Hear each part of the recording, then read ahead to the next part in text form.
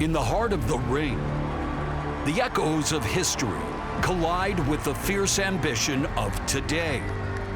Last night, Maple Leaf Pro Wrestling returned with a thunderous roar. We are going back to the future with a return of a Canadian institution. Maple Leaf Pro Wrestling is back. Tell a friend. Legends were honored. Brett the Hitman. Come on, take it. And etched their name in history. Welcome to Night 2, as Maple Leaf Pro Wrestling presents Forged in Excellence. Following a fantastic first impression, Maple Leaf Pro Wrestling has once again sold out St. Clair College in Windsor, Ontario, Canada, for a card that culminates with a double main event. The ROH Women's and AEW International titles are up for grabs. So grab your snacks and get ready to enjoy Night 2 of MLP Wrestling's Forged in Excellence. Along with the maestro of malice, Don Callis, Io sono Mauro Ranallo, and we want you to enter the chat using hashtag MLP Wrestling. Here is ring announcer, Sam Laterna. The following contest is a six-man tag team match scheduled for one fall. Introducing first, hailing from Brisbane, Australia, he is the inaugural holder of the MLP Champions Grail, the Ascending King, Rohan Raja. Rohan Raja, no longer the Ascending King. He is the king. He is now ravenous after an epic battle with Jake Something last night to crown the inaugural PWA Champions Grail holder. It was the Seek and Destroy that led to ravenous Rohan Raja becoming champion.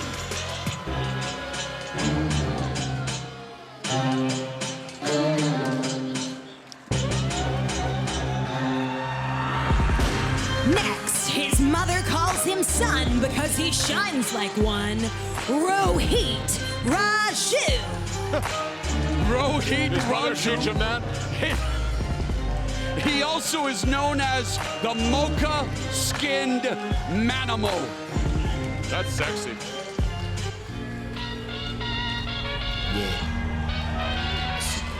And their partner, hailing from Los Angeles, California, he is Azúcar Rocky Romero.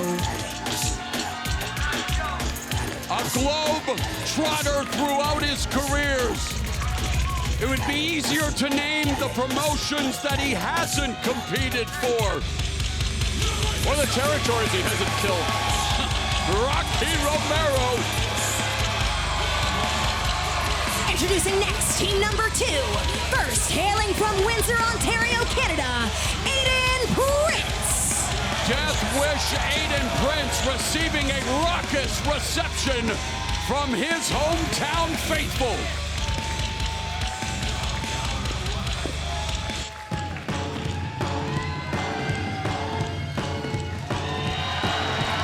And his partners, they are the IWGP Junior Heavyweight Tag Team Champions, the team of Kevin Knight and Kushida, the Jet Setters. One night removed from successfully defending the IWGP Junior Heavyweight Tag Team titles in a matchup involving 3 other teams, the Jet Setters Kushida and Kevin Knight are back in action before returning to the land of the rising sun on Tuesday in order to compete in yet another tournament in the land of the rising sun.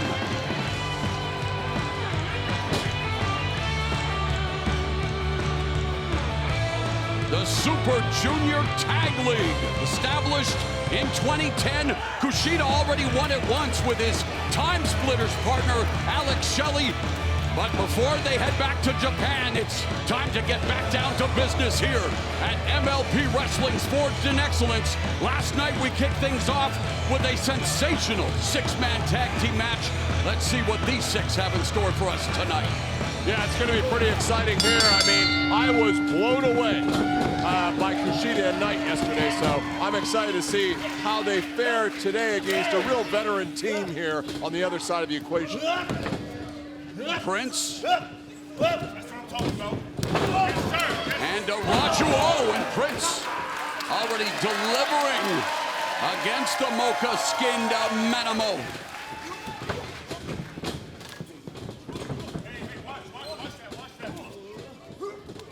Misses with the kick, but sweeps the leg. And Raju flexing for the crowd. As Prince lies in a supine position, looking for the tijeras, and he does execute it. Kip up as well by Death Wish, Aiden Prince. Tag is made, in comes Kushida. Kushida, as we've discussed, just so technically sound, Moro. I mean, there's not a style that he does not excel at. T-Bar drag by the highly decorated champion from the land of the rising sun, as Kushida is a former six-time IWP Junior Heavyweight Champion, four-time Tag Team Champion. He and his partner Knight showing the way they coalesce. Quick and crisp tags, keeping Rocky Romero in trouble and that left arm in harm's way. Some people don't understand these quick tags, but what it is it is debilitating mentally for Rocky Romero. Because you just can't keep track of the action. You're just getting assaulted nonstop. Neither can we. That was incredible what I just saw. Those were, well, in stereo, and they are definitely on the same page. That's why they are two-time IWGP Junior Heavyweight Tag Team Champions. But the veteran Romero with a kick to the midsection, proving to be the great equalizer, and he now brings Kushida into his corner. Rocky is a master at lucha libre, Japanese strong style, shoot style, American style. He's wrestled in Germany, Puerto Rico. Literally, there's nothing Rocky Romero has not seen. And here we have our champion, who I think is like the Nick Bockwinkel of this promotion. This guy is a very cerebral guy. He thinks about what he's going to do, and look at the physique, in tremendous shape. Surfboard employed by ravenous Rohan Raja, the PWA Champions Grail holder. In this matchup, reuniting with his former Dhesi Hit Squad member, Raju, while teaming with Romero for the first time. And this is also the first time that Raja's faced the Jet Setters. So this is the first time that he has shared a professional wrestling ring with Kushida. Well, he's going to get a lesson here because Kushida is like Bret Hart. He's just so good at everything. Spent a lot of time actually up here in Canada. A bit of an honorary Canadian, if you will. Big thanks to Bret the Hitman Hart as Kushida with the reversal and the roll-up. Able to kick out. It was Raja. Tag is made. In comes Knight. Ducks underneath the shot from Raja and then able to hit Raja. Beautiful defense and a European uppercut by the Jet Kevin Knight.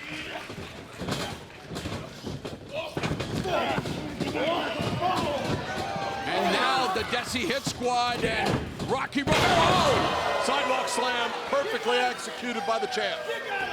Rohan Raja able to neutralize Knight for a moment, but Prince nails him with a right. I was going to say, I wanted to thank Bret Hart for lending his voice to the trip down memory lane last night. The history of Maple Leaf Pro Wrestling. Brain buster by Raja.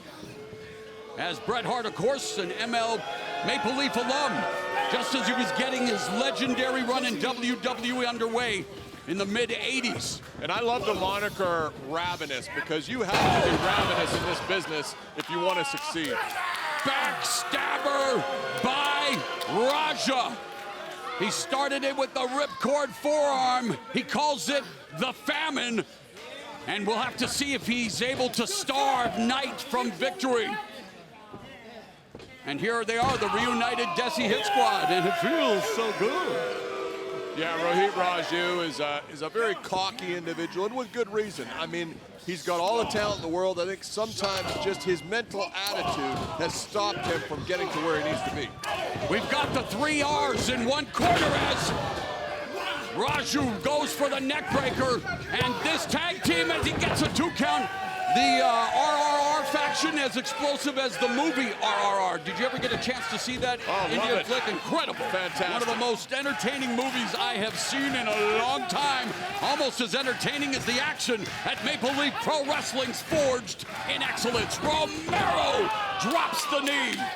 Rocky measuring his man, shades of Ox Baker, who was part of Maple Leaf Wrestling as well back in the day. And similar, well, not the same facial hair, but Yeah, you know what I mean. Ox Baker was much more attractive than Rocky. Best eyebrows in the business. Romero, knife edge chop across the chest. Rocky Romero now measuring Mr. Knight. Rocky's been in there against the best. He's ready to go.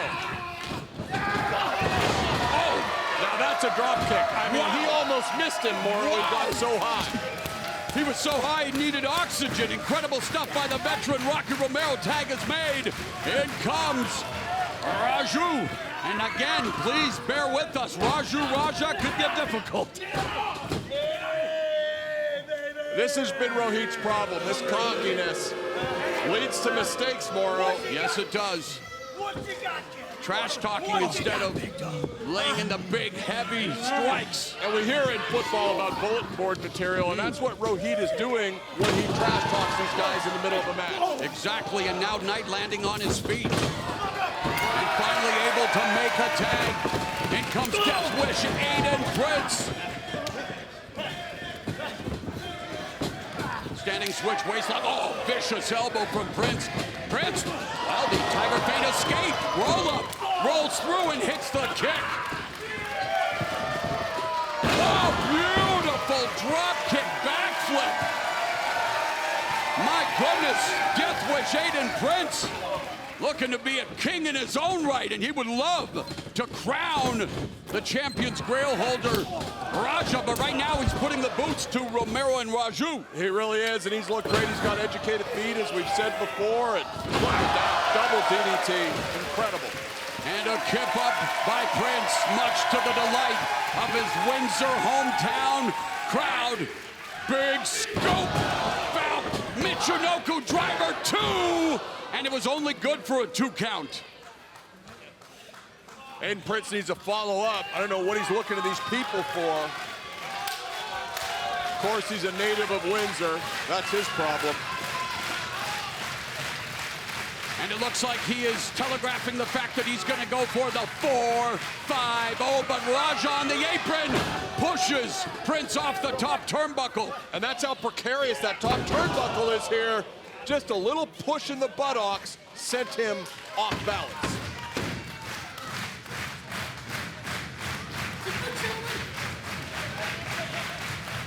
Who is going to make that all-important tag first? Tag is made, in comes Romero, in comes Kushida, and these two know each other incredibly well. Would you believe that they have shared the ring over 100 times in their careers? I think I called about 50 of those matches. Beautiful hip toss, beautiful sequence there. Kushida with the basement drop kick. Kick from Raja. Kevin Knight comes in. Knight, springboard! Cross body on Raja. Kushida now. The IWGP Junior Heavyweight Tag Team Champions working in combination. Rocky's in trouble, Moro. Only a 2 count after that double team, the inverted DDT and cross body from Knight, but you can see why the Jet Setters are champions. Now has him in the electric chair position. Romero fights off. Oh, and Romero sends Kushida into his partner, sending Knight to the floor. Great veteran moves by Rocky. Oh, and Romero wipes out Kushida with the kick, and the tag is made. In comes Ravenous. Rohan Raja. Full head of steam. Got all of that. Full body splash and another clothesline in the corner. Romero, RRR, taking it to Kushida, jumping knee. Sit up power bomb. Oh, 6 competitors are in the squared circle, and they are soaking up the cheers from the crowd. Another sensational start. Night 2 of MLP Wrestling's Forged in Excellence.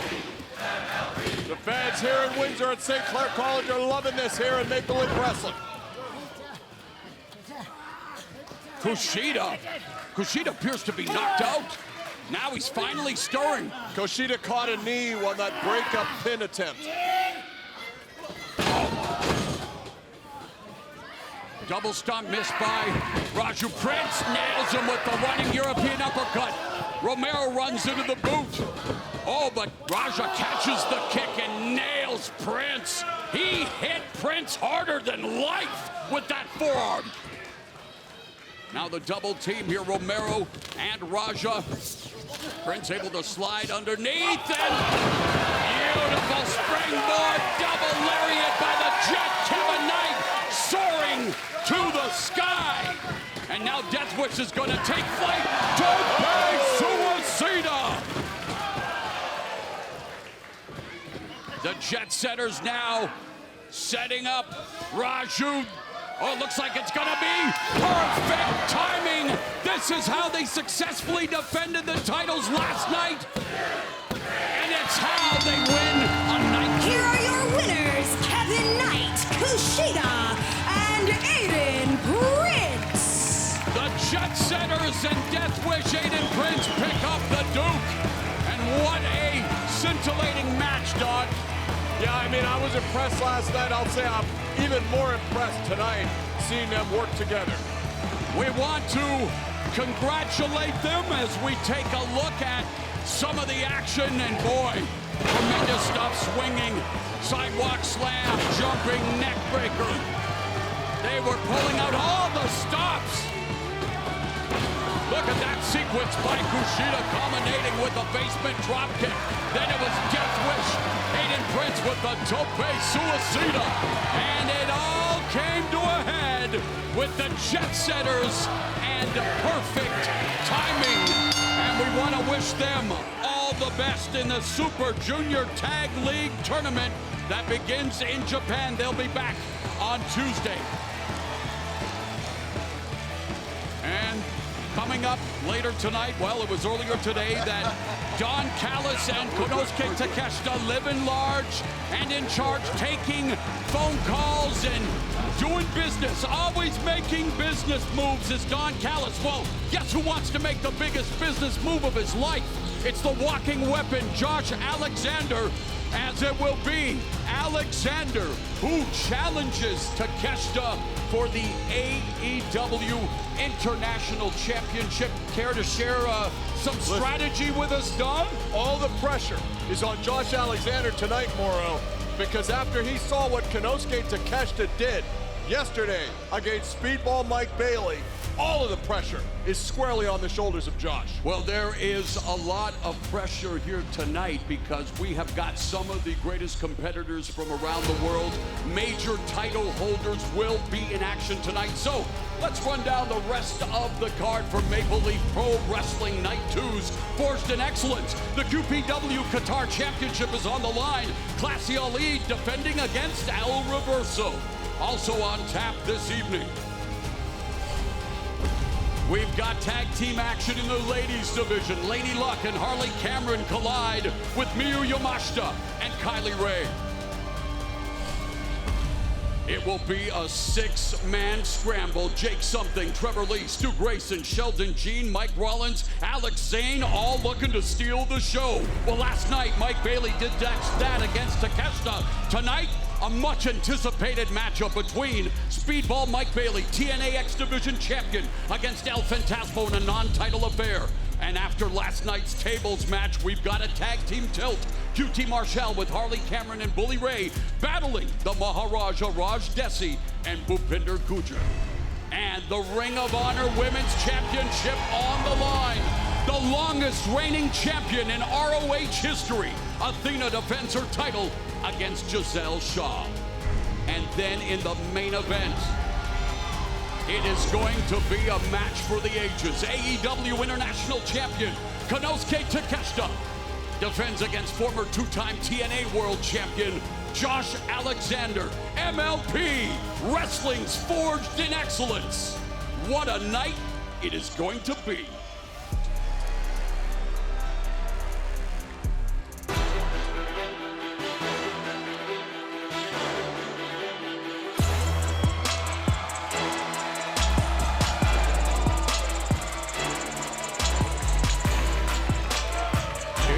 The challenger. The following contest scheduled for one fall is for the QPW Qatar Championship. Introducing first, the challenger, hailing from Destruction Bay, Yukon. He is the master of reversals, El Reverso. A huge opportunity for El Reverso. An opportunity to become the first man other than Classy Ali to become a QPW Qatar champion.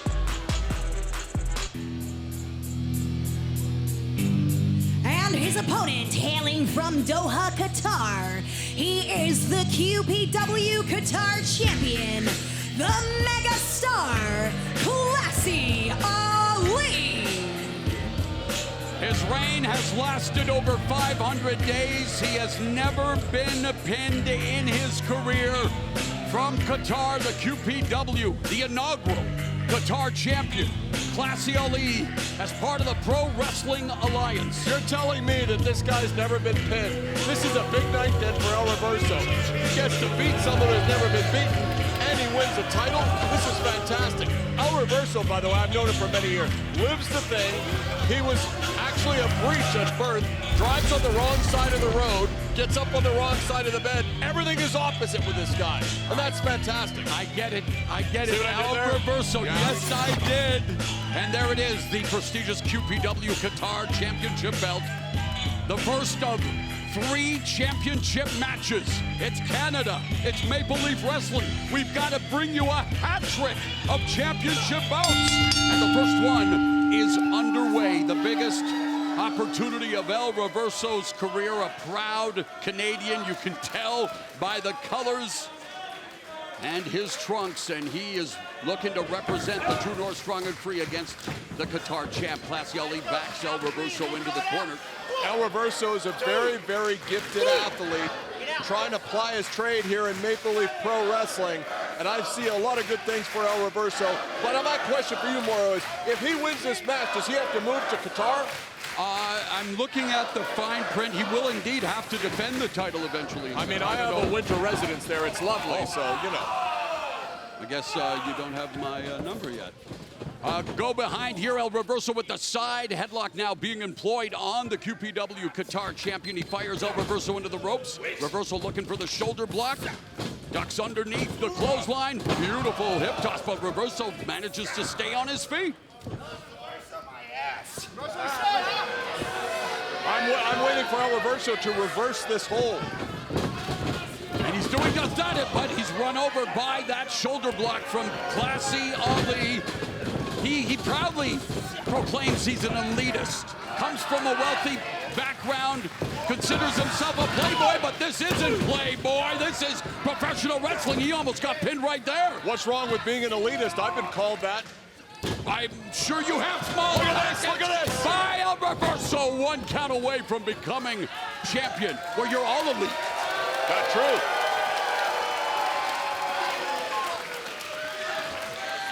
Classy Ali was probably never seen people like these good folks in Windsor here, around the palace or wherever he lives. Oh, El Reverso now chasing Classy Ali, putting the stomps now to Reverso's back. Yeah, I can't believe Reverso went for that. I mean, that's one of the oldest tricks in the business, Morrow. And the reason you're seeing the QPW Qatar Championship being defended here tonight, it's part of the Pro Wrestling Alliance, which involves Maple Leaf Pro Wrestling, QPW, and Oceania Pro Wrestling down under. Oh, basement drop kick to the back of El Reverso. Classy Ali runs him over with a lariat. He could be defending the title successfully right here. No. Well, flying clothesline, shades of Bret the Hitman Hart there. the excellence of execution. And again, man, you are the greatest color commentating partner I've ever had, because you're allowing me to finally thank him again for what he did for us last night. Vertical suplex there by Classy Ali. But how cool was it to have Bret Hart part of night one of Maple Leaf Pro Wrestling's Forged in Excellence, and Classy Ali goes for the pin. Seeing Bret Hart makes me feel like a fan again. You know what I'm saying?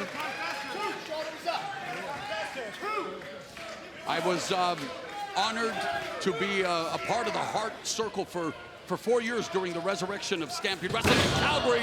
Full slam there by Classy Ali. So I spent many memorable nights at Sunday dinner with the patriarch and matriarch, Stu and Helen, and just so many great memories there. As it looked like Classy Ali was looking for the Shiranui, but now he's tied to the Tree of Woe.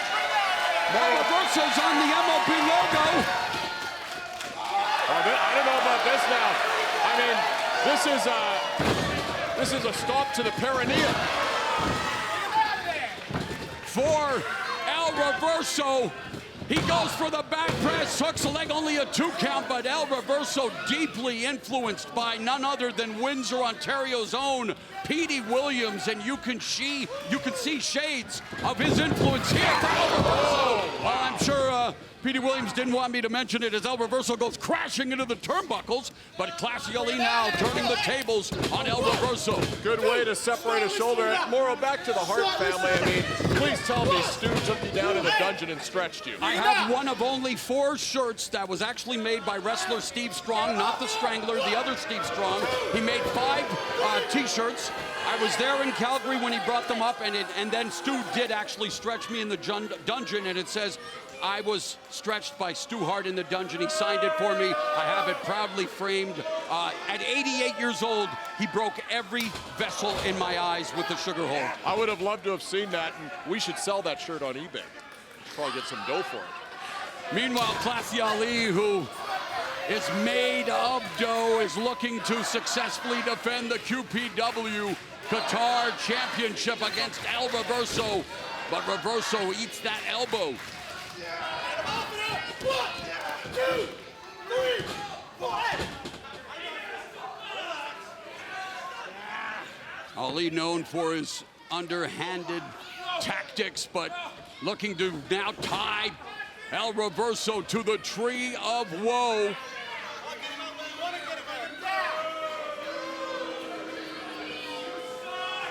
Oh, but it's El Reverso now. It's Shiranui. What a counter by El Reverso. Well, El Reverso here has been looking for a window of opportunity, Moro. He may have found it. I think Classy Ali might have rung his bell, as they used to say. The bell was indeed rung following that beautifully executed Shiranui, or sliced bread, if you will. The referee administering that 10 count. He's reached 6, and El Reverso back up to his feet, and so is Classy Ali. Ali pops him with a right hand. Reverso comes back with a big forearm. Ooh, chopping right hand from Classy Ali. Ali picking him up, belly to back, perching him on the top turnbuckle. It didn't go well for Classy Ali the last time he put El Reverso on the turnbuckle. More of a ground-based wrestler would be a good way to put it.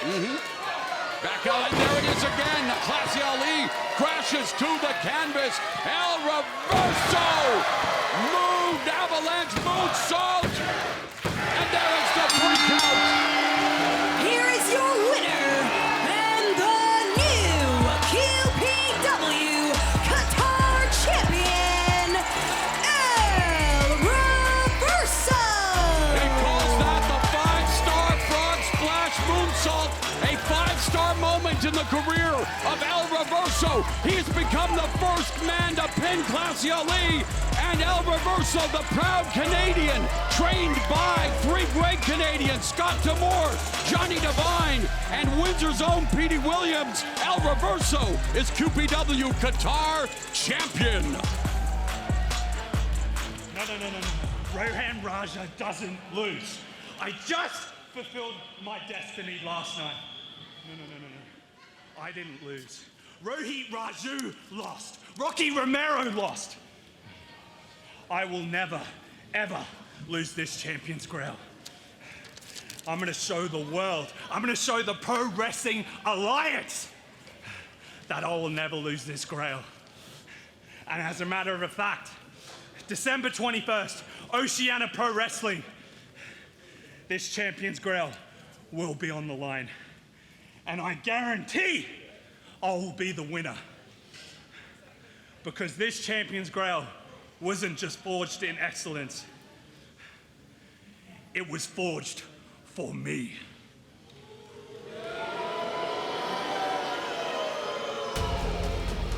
December 21st happens to be my birthday. Do you think they'll fly us down under, Don, to call that match?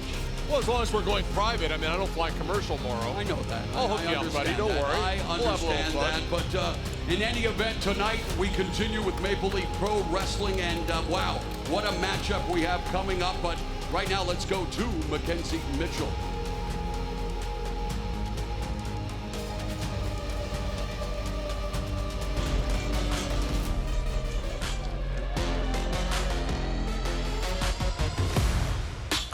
Different league, I'm on a different level. I do it differently. I do it extra special and consistently. I'm running circles my haters, that's why they envy me. I want honesty. The following contest scheduled for one fall is a tag team match. Introducing first, from Chicago, Illinois, the Lucha Unicorn, Laynie Luck. Laynie Luck was a part of that female four-way last night and has a bone to pick with her former tag team partner, Kylie Ray. Let's take a look.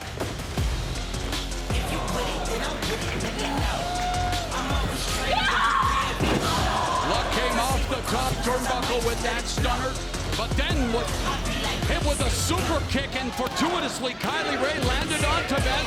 Nordic went for the win, so Laynie Luck not happy with her former tag team partner, Kylie Ray, who she felt stole her thunder.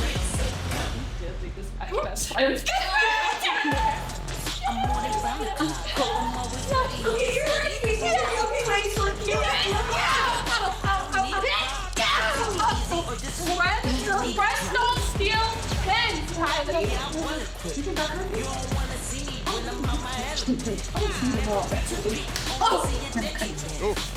Oh, I love making bread. Wow!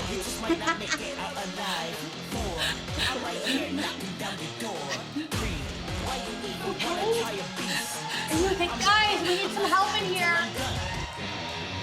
So we saw what happened backstage, and that's why we have Harley Cameron now in a tag team match. And her partner, hailing from Gold Coast, Australia, she is Harley Cameron.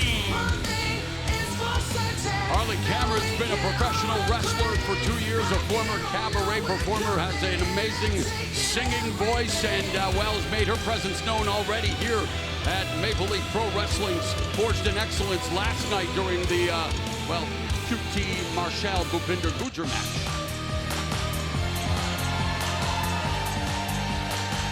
Introducing team number 2. First, hailing from Tokyo, Japan, she is the Pink Striker, Miyu Yamashita. What a match Yamashita had last night with Gisele Shaw coming up this short in order to make tonight's ROH Women's Championship match a three-way, but tonight she's involved in tag team action, a proud representative of Tokyo, Shoshi Fururetsu.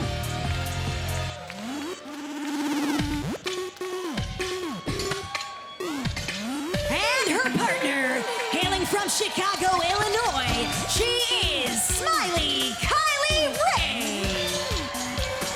Huge win last night for Smiley Kylie Ray. Returned to action this past March after having her son Brecken, who is now a year old, so a proud mother and just a happy-go-lucky individual looking to entertain the fans and pick up another win here tonight, Don. Yeah, she's a crowd pleaser. People love Kylie, and I'll say this. She is an excellent, excellent, gifted athlete.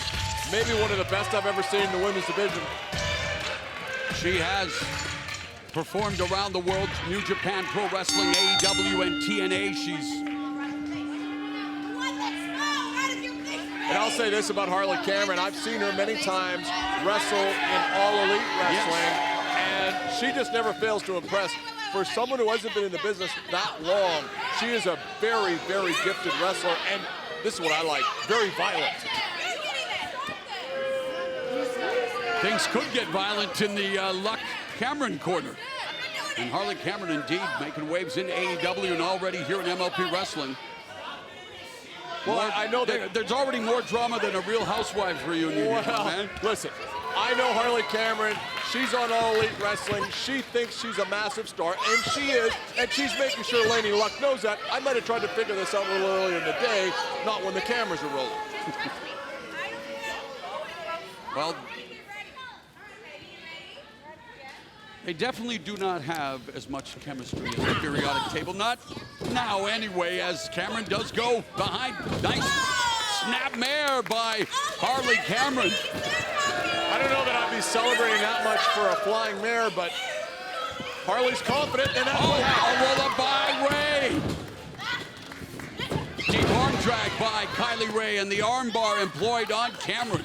Kylie Ray, so technically sound, stepped over with that right leg to leverage the arm. People love her here in Windsor. Oh, Cameron grabbing the hair. Reversal on the Irish whip. Cameron comes off and gets knocked down by Ray. Ray goes for the cover, does hook the leg, but Cameron able to kick out. Still has that early match strength. The conditioning, not being tested early on, so able to kick out with authority. And I have no problem with people pulling hair. If you're going to wrestle with long hair, you deserve to have it pulled. I once pulled someone's nose ring out in the ring. It has there's not anything goes more at this point. I used to know a guy with long hair, Cyrus. I don't know who you're talking about. Sure, he was a handsome devil, though. Look at this now. Yamashita and Ray double team, and they are trying to just rip the arms off Cameron, and kicks in stereo, Yamashita and Ray. Referee needs to get this under control. Here we go for the cover, and Yamashita only gets a two-in. There's Cameron makes the tag to Laynie Luck.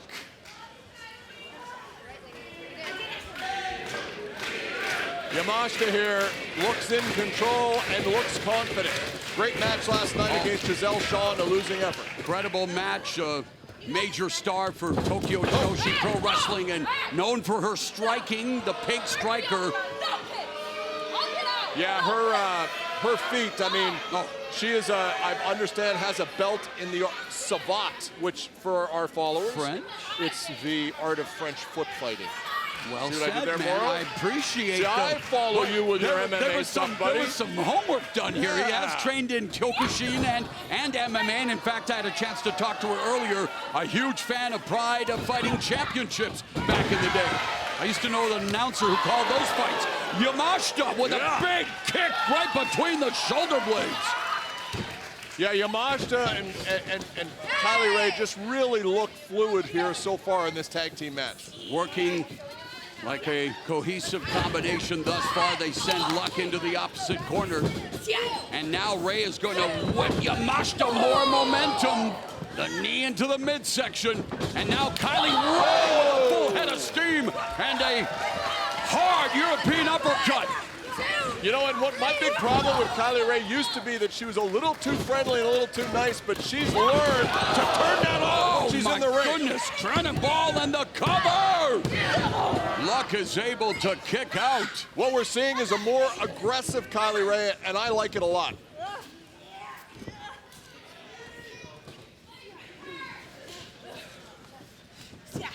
Luck with the reversal. Oh! Cameron with a well-placed kick, timing everything. Oh, I like that move. That was great. Man, things are definitely not just peachy anymore between these former tag team partners. Once friends, now bitter enemies. You know, and I noticed this referee is taking a let them play approach to this match. I might do a little more double team to see what you can get away with here.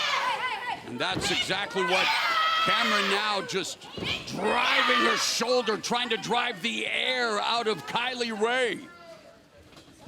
Harley Cameron now feeling confident. And she just drops Ray with that chop. The cover, only a two. Harley never stops talking, but that is part of how she intimidates opponents. Before becoming a pro wrestler, Harley Cameron was also a stunt woman, and as I mentioned, cabaret performer, a Renaissance lady, if you will. And Laynie Luck, though, now wants to really start to deliver punishment on Ray after what happened last night. Harley also is fluent in Mandarin. Wow. So knee-ha to you. Knee-ha to you too, sir. Sunset flip, pinning predicament. Spinning toe hold, a Maple Leaf Wrestling staple. Wasn't a championship won at Maple Leaf Gardens with a spinning toe hold. Oh! I believe so. Look at this Down now. to the STF. Nice transition. Beautiful transition by Laynie Luck, and that's the Laynie Luck. Absolutely. Kylie needs to get to the ropes. I think she's going to be able to do it. Got her leg in there. Yes, beautiful ring awareness, some great ring awareness there, spatial awareness, if you will, in the presence of Kylie Ray, but Laynie Luck continues to keep her in a neutral corner now, but has her in a precarious position on the top turnbuckle.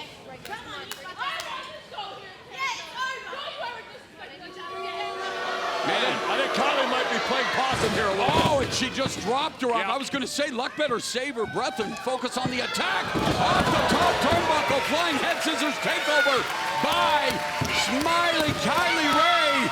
And she is now going to try to crawl her way to the corner and make the tag to Yamashita. That's that instinctive athleticism that great athletes have, and Kylie's definitely got it. Makes the tag. But then that helped Luck because Ray launched Luck into her corner and was able to make the tag to Cameron. Yamashita firing off a fusillade of fury on Cameron.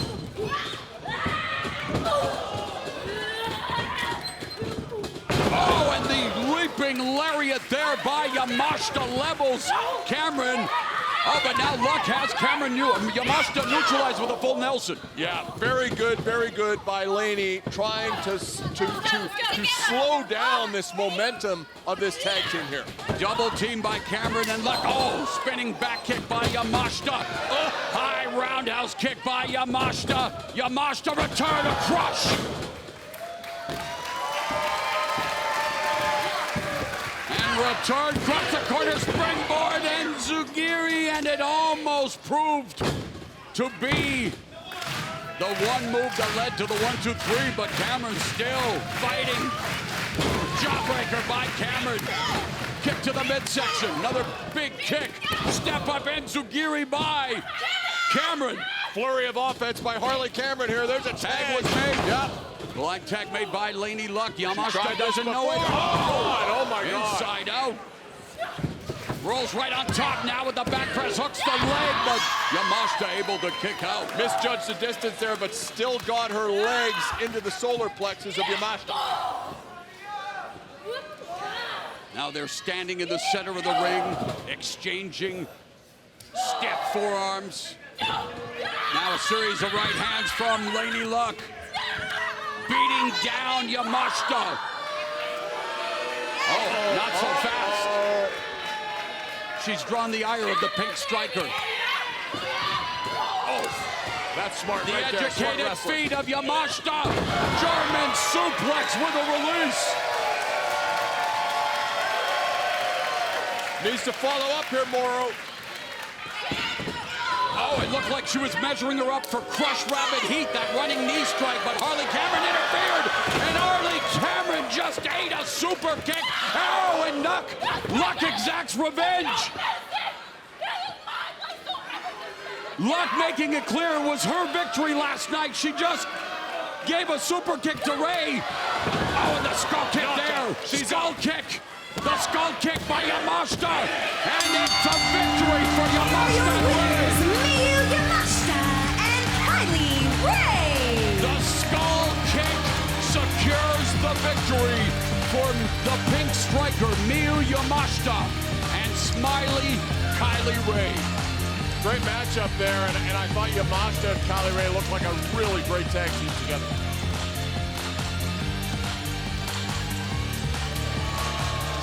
Crowd saluting the winning team of Ray and Yamashita here on night 2 of Maple Leaf Pro Wrestling's Forged in Excellence. Let's revisit some of the action that was tailor-made to your satisfaction. Don.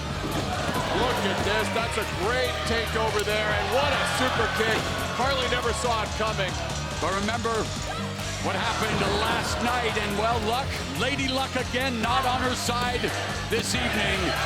Yamashita and Bailey victorious, and right now want to go backstage to our broadcast colleague, Mackenzie Mitchell. Thanks, guys. Please welcome my guest at this time, Josh Alexander.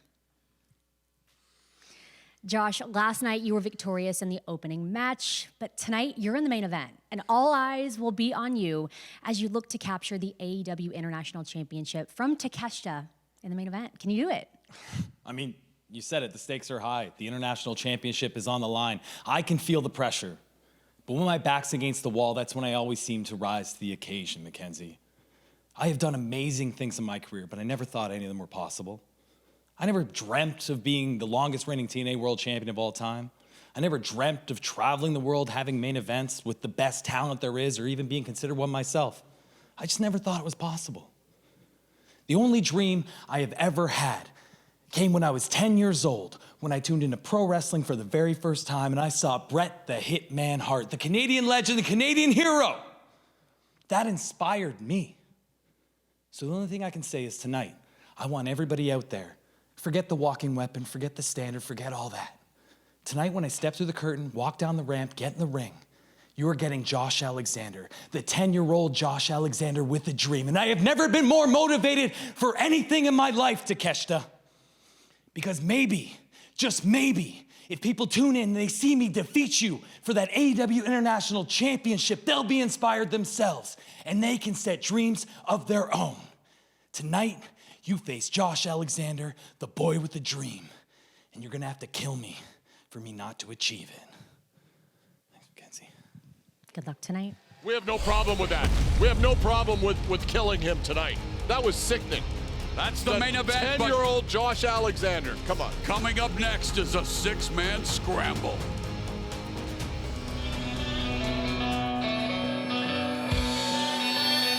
The following contest, scheduled for one fall, is a six-man scramble match. Introducing first, from Cameron, North Carolina, Trevor Lee. Trevor Lee, big Baltimore Ravens fan. He'll be in Tampa Bay tomorrow night to support his team. Next, contestant number 2, hailing from Ottawa, Ontario, Canada, Sheldon Jean. The sidewalk savant, Sheldon Jean, straight edge, no alcohol, no drugs, operates by his own code. Next, contestant number 3, from your nearest Taco Bell drive-thru, The Sauce, Zayne.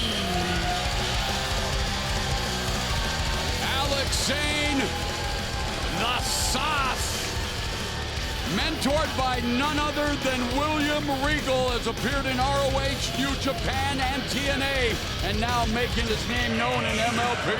Next, contestant number 4, hailing from Ottawa, Ontario, Canada, he is born and bred for combat, Grayson.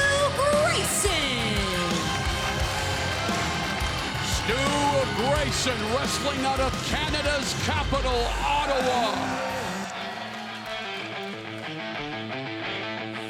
Introducing next, contestant number 5, hailing from Psychoville, Psycho Mike. Psycho Mike, unorthodox, always has a plan. And yes, there is a method to his madness. We're gonna find out. Next, entrant number 6, he is Jake Something. Jake Something involved in the inaugural PWA Champions Grail match last night. And what an effort it was. But ended up being defeated by Rohan and he wants to make a big statement here tonight in this 6-man scramble match. And this will be hard to keep up with, I'm sure, already. It's all action inside the ring. First fall wins it. And they are falling out of the ring fast. I don't envy the referee in these matches. It's a very, very tough position to be put in. I don't envy the guys who have to call the match. Jake Something rolls over, and now Jake Something showing that strength. Running right through Grayson and Rollins. Yeah, you might as well try to clothesline a building. Jake Something is just that big and strong. Double axe handle to the back by Gene. Clubbing forearms to the back of Something. I remember last night, Raju working on that left arm of Something, but this time Something able to avoid the leg lariat. That time he was not. Great move there by the young man from Ottawa. Trevor Lee in the ring, and Trevor Lee with the Manhattan drop. Forearms, the former NXT North American champion, lands on his feet, rear waist lock. Rolled, looking for the O'Connor roll. Gene hung onto the rope, but unable to hang on after getting crushed like that. Trevor Lee is what we call in the business a wrestler's wrestler. Yes, he is. And now, speaking of old school wrestling, Psycho Mike is all about the body slam. People chanting for it. Oh, but Lee able to escape. Eats a back elbow, forces the break of the grip. Big boot to the face by Lee. Psycho Mike reminds me a bit of the legendary John Leo Jonathan. Had a chance to visit him in the hospital before he passed away. And man, insane action here. Wow, incredible leap there by Alex Zayne, giving a little extra sauce to Maple Leaf Pro Wrestling. A one-man wrecking crew. And a jumping, diving, swanton bomb into the corner by Alex Zayne, but here's Stu Grayson. Stu Grayson, great striker, excellent athlete. Oh, stinging knife-edge chop by the sauce Alex Zayne. Fearless competitor. Zayne is aggressive and he's nasty. Oh, beautiful Frankensteiner there by Grayson, and the standing drop kick by the highly athletic, born and bred for combat, Stu Grayson. Oh, Santana Tomoko to the outside on the apron. Yes, Grayson is just a guy who can hit you with anything from... Oh, Jake Something just hit him like a home run. Wow, he sent Grayson flying. And now Something has both. Grayson. I wouldn't hold this for too long. Trevor Lee. And outside Psycho Mike is cut off at the pass by the leg lariat of Sheldon Gene. The sidewalk savant knocking Something off the apron, but then Something takes Gene off his feet and out of the ring. And Something driven shoulder first into the post. And Sheldon Gene with the fireman carry. We saw this last night. Oh, carry head first into the post. And Something is seeing stars, and not the kind you find in Hollywood. Sheldon Gene standing tall. Grayson on the apron. Psycho Mike trying to get back to his feet. Grayson off the top. Turnbuckle and jaw first onto the safety rail. That'll change momentum right there. That is a scary move. When you get on that top rope, you put yourself in harm's way. Sheldon Gene may just have earned Grayson's dentist a new yacht. Unbelievable impact. And now it's Psycho Mike and Sheldon Gene, but Gene is in control. In comes Trevor Lee. Again, all 6 men active at one time. The first to secure a pinfall or submission will be declared the winner, and Lee is sent hard into the corner. Great power by Gene there. He's looked great in this match. Psycho Mike with a right hand to the midsection, but that clubbing forearm keeps Rollins on the canvas.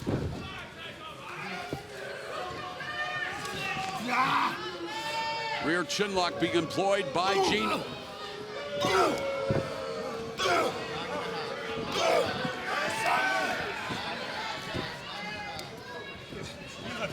Oh, Zayne needs a kick to the midsection. Gene with a high knee lift. European uppercut on Zayne. It's all Sheldon Gene. Yeah, Sheldon Gene has looked fantastic in this match. Coming off the ropes. And the running big booty calls that the sidewalker. And the sidewalk savant standing tall in this 6-man scramble. What is this? A little strut? What an idiot. You gotta follow up. A Jackie Fargo strut. Who cares? He needs to follow up. I hope he gets his head taken off. Teach him a good lesson. Psycho Mike has designs on doing just that.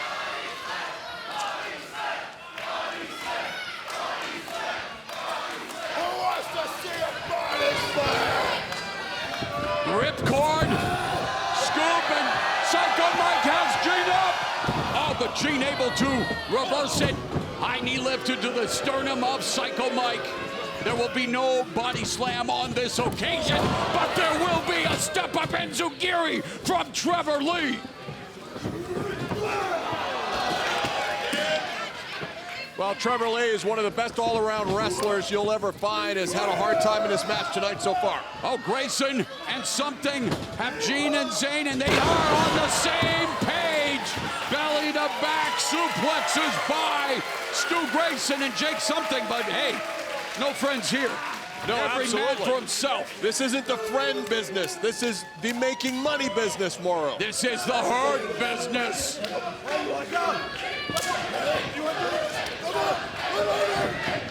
Oh, Gene and Zayne back to exact their revenge, firing strikes. Something deposits Zayne in the corner. Grayson doing the same to Gene. Double feature going on here. What is this? It's a double. Wow, overhead, belly to belly suplexes in stereo. Jake something launches man into the universe here. What a great belly to belly. Man, he was higher than the Carmen line. Phenomenal. Google it. All right, now the friendship and the teamwork and the showmanship, it's now down to business. Let's get down. Let's get down. Grayson, great striker. Oh! And Jake something with the power. I'm interested to see what happens. Grayson popping off those right hands, and there's the grip of something. And remember, something, oh! And Zugiri by Grayson. But look, something has neutralized Grayson's right foot.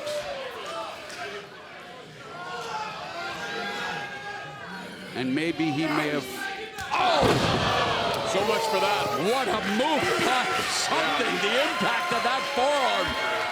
I don't know that Stu Grayson was expecting to get hit quite that hard. Oh, Grayson able to roll through. And there's a brain buster on something. Stu Grayson's athleticism and technique on full display.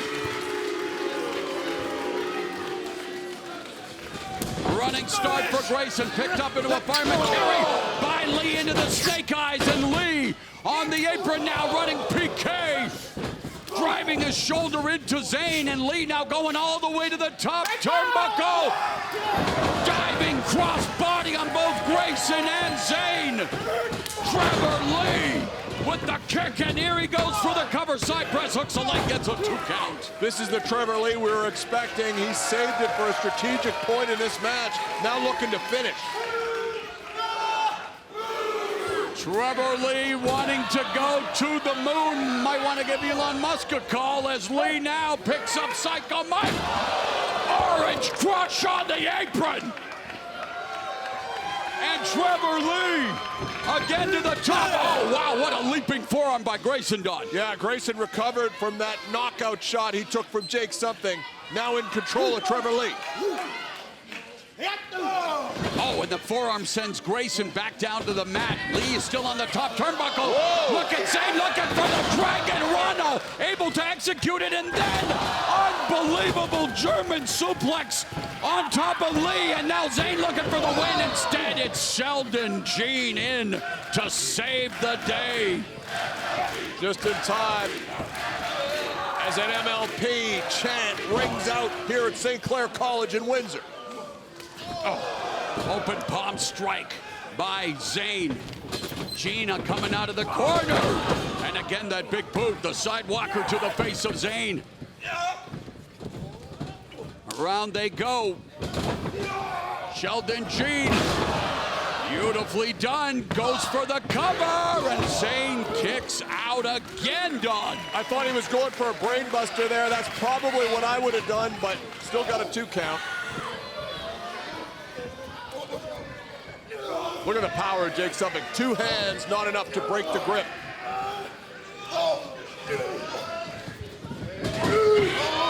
Choke slam by Jake Something. We'll call it the Something Slam. And now it's Stu Grayson picking up the big man into the Argentine backbreaker torture rack. Call it what you will. Something calls it painful. Knife fall by Grayson, but he injured his knee. Did he ever? Well, you got a 280-pound guy falling on your knee.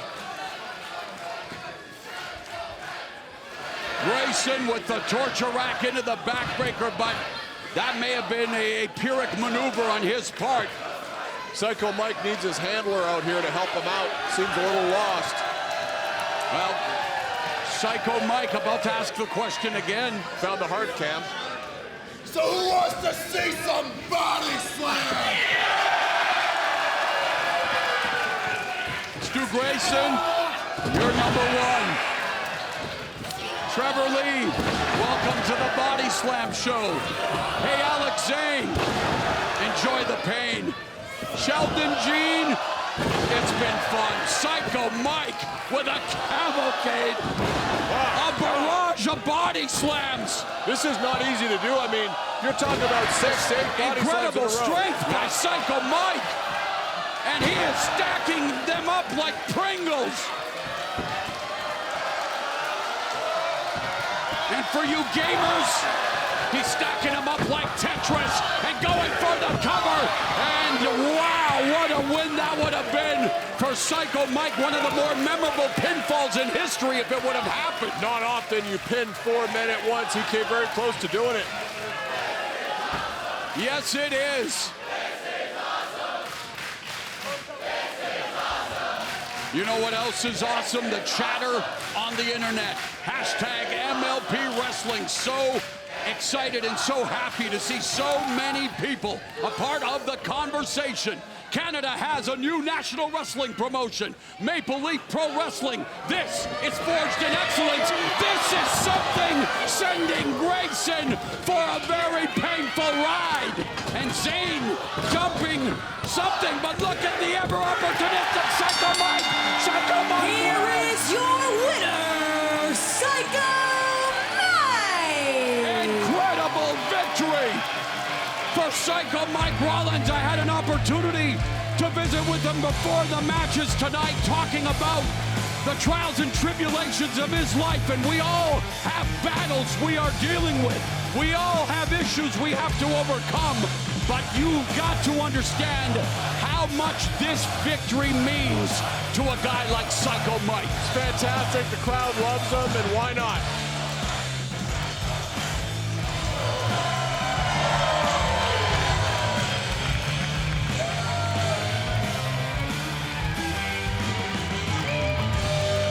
A man who got to train briefly with the legendary Harley race, a man who was trained by former Stampede Wrestling alum and a TNA alum, my good buddy, Hotshot Johnny Devine.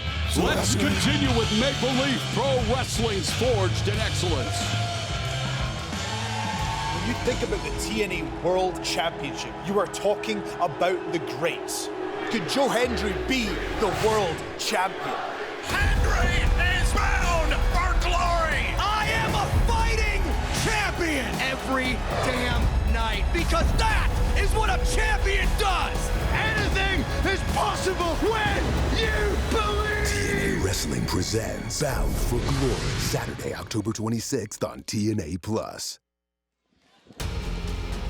Well, we want to wish our friends at TNA Bound for Glory all the best in their upcoming pay-per-view match. But tonight in our main event, a former two-time TNA World Champion, the Walking Weapon, Josh Alexander, challenges, well, someone you know very well in Konosuke Takeshita, who will make the first defense of his AEW International title here tonight. I'm looking forward to it. I'm glad we're up here in Canada, and I'm glad that we're going to get to end the career of Josh Alexander tonight in front of Canadians. Speaking of All Elite Wrestling, coming up this Wednesday on AEW Dynamite, the Ring of Honor World Championship will be on the line in a ladder war as the champion Mark Briscoe defends against Winnipeg's own, the Learning Tree, Chris Jericho, a former Ring of Honor champion. And then in trios action, TNT champ Jack Perry teams up with AEW World Tag Team champs, the Young Bucks, to battle Daniel Garcia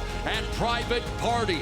It's AEW Dynamite this Wednesday, but coming up next here on Maple Leaf Pro Wrestling's Forged in Excellence, oh, I cannot wait to call Speedball Mike Bailey against ELP.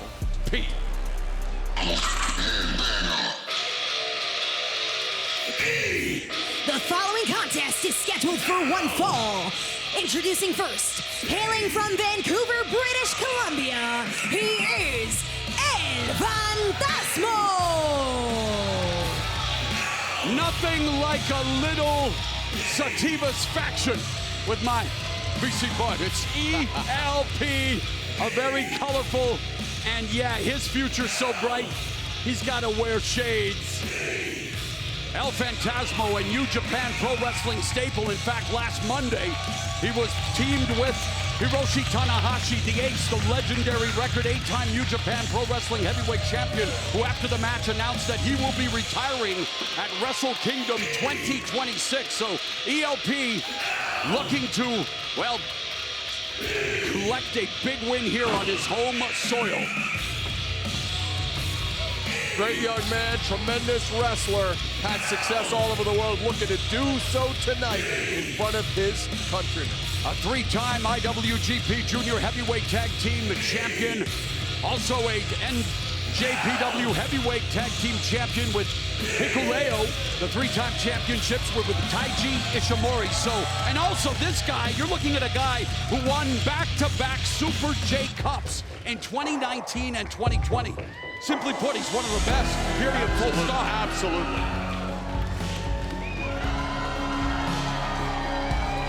And his opponent, hailing from Montreal, Quebec, Canada, he is Speedball Mike Bailey.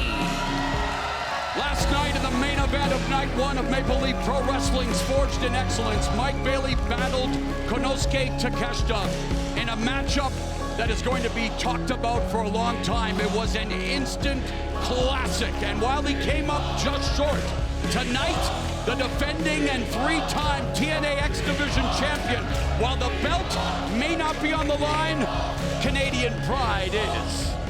Yeah, well, pride cometh before the fall, as they like to say, so we're going to find out shortly. Two proud Canadians, proud to be fighting under the banner of Maple Leaf Pro Wrestling.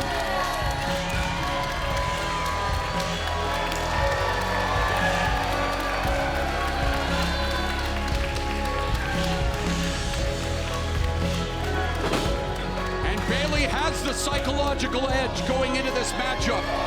He is 2-0 versus ELP. Both of those matches taking place over a 3-day period in October 2018 in England. It's been a long time since these guys rock and rolled in the ring. And I don't know more that I've ever seen a karate guy, a taekwondo expert, have the kind of success in pro wrestling that Speedball Mike Bailey, he's really been able to take that martial art and make it apply in the squared circle. And there is that sign of respect and sportsmanship, and here we go with this one-on-one matchup. The third singles meeting between ELP and Speedball Mike Bailey. Immediately the hammerlock employed by Bailey, ankle pick by Speedball, drop down by ELP, cartwheel escape by Bailey, leapfrog. Beautiful diving roll there by Phantasmo, and planting Bailey's head, and yet Bailey popping up like it was nothing. Unbelievable double kip up. Yeah, Bailey tried to cartwheel through and got caught, but so athletic, able to kip up anyway.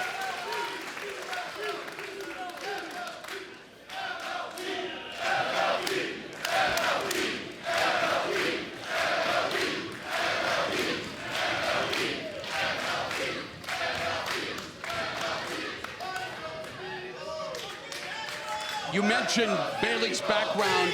I mean, when it comes to professional wrestling and his martial arts background, he checks more boxes than drug-sniffing dogs at Miami's airport. And tonight he is putting himself against a man in El Phantasmo who has been a professional wrestler for 19 years already and is still in his prime. Yeah, absolutely. When guys are getting started earlier and earlier, and you end up seeing guys in their 20s who are 10-year veterans, it's pretty impressive.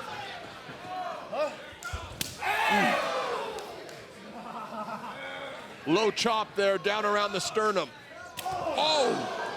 Receipt from ELP. A forearm from Bailey.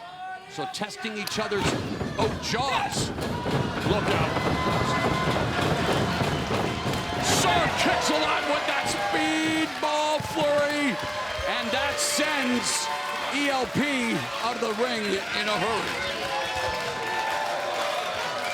And now the high-flying speedball, Mike Bailey about to take off. Handspring backflip lands on his feet. A little mind games being employed early by speedball Mike Bailey. Bailey is so impressive. People have no idea how difficult incorporating these kicks are to professional wrestling. He's done it, and he's made a great living at it so far. ELP blocks that strike and then open palm strike to the chest of Bailey.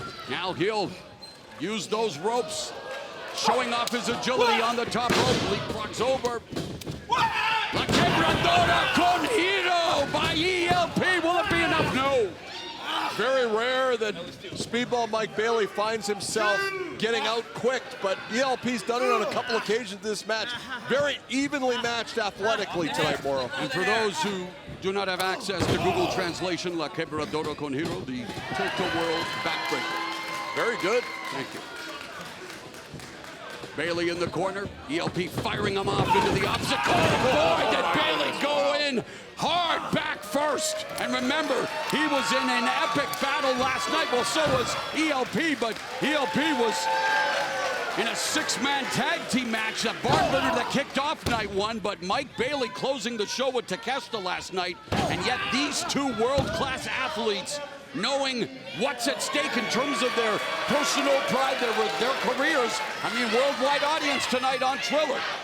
Whoever wins this tonight is going to be on the lips of many wrestling fans. Big boot sends Bailey again into the corner hard.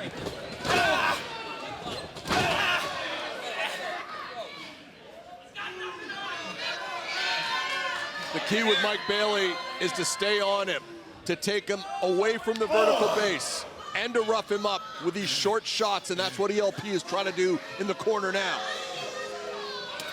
ELP's training group back in 2005 included one of my all-time faves and another BC native as Bailey sends ELP stardom first into the corner. Now it's Bailey on the second turnbuckle. Missile drop kick. I was going to mention Kyle O'Reilly, a member of the conglomeration in AEW and a former member of the Undisputed Era in NXT, was a part of that 2005 training class. So obviously that class, a class above with ELP and Kyle O'Reilly in it. I'm a big Kyle O'Reilly fan, and I'm becoming a big Speedball Mike Bailey fan tonight based on this performance. Axe kick by Bailey. The educated feet giving ELP a painful lesson. Oh!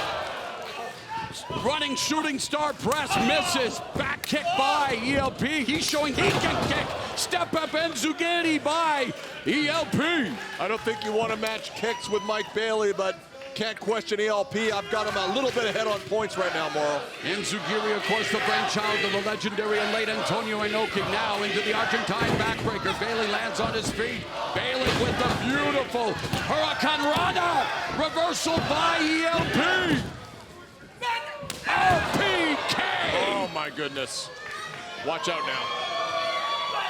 Standing moonsault, double knees, but he crashes into the shins of ELP, and you can hear Bailey screaming in pain. It's interesting to me because with the Muay Thai training that Mike Bailey has done, those shins are calcified, but that just goes to show the impact of that maneuver and getting caught. Yep.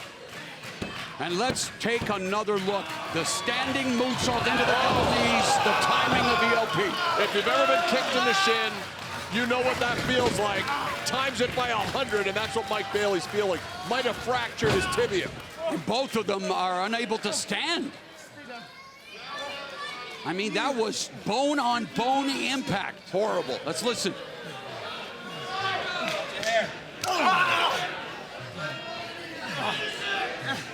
But they definitely cut each other down.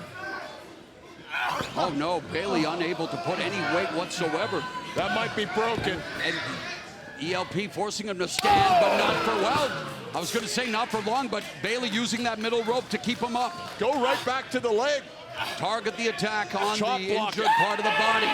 The chop block.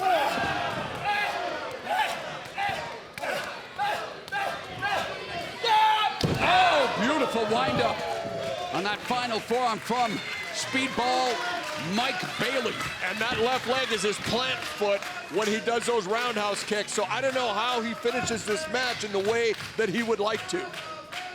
And Bailey really does have the propensity to strike with sudden impact. Like that. Oh! My God, what a hard-hitting affair and battle we are seeing between Mike Bailey and ELP. And I don't know about the slapping right now. We're here in Windsor at St. Clair College, and these people have got MLP on their minds and in their voices tonight.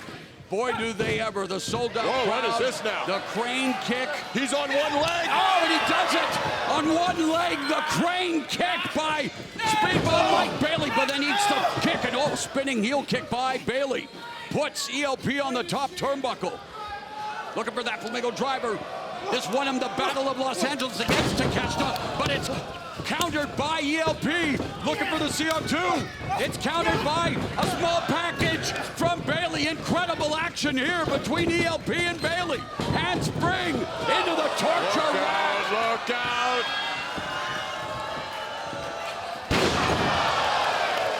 Bailey lands hard on the canvas, but ELP's got to be a little dizzy after taking Bailey for a spin. Yeah, it has an effect on both guys. As you saw, ELP try to keep Bailey from rolling out of bounds. Too dizzy to get it done. Now both men trying to recover. This is wrestling. This is Maple Leaf Pro Wrestling forged in excellence. And these two forged through the fires of adversity in order to become excellent at what they do. ELP Pescado drops Bailey again. The springboard plancha. This is Canadian wrestling. Yes, it is, my man. And that's a tope suicida from Speedball Mike Bailey. That was a stupid mistake by ELP. This is why guys like him need representation. Oh, step up and Zugiri that sends Bailey to the floor outside from the top turnbuckle.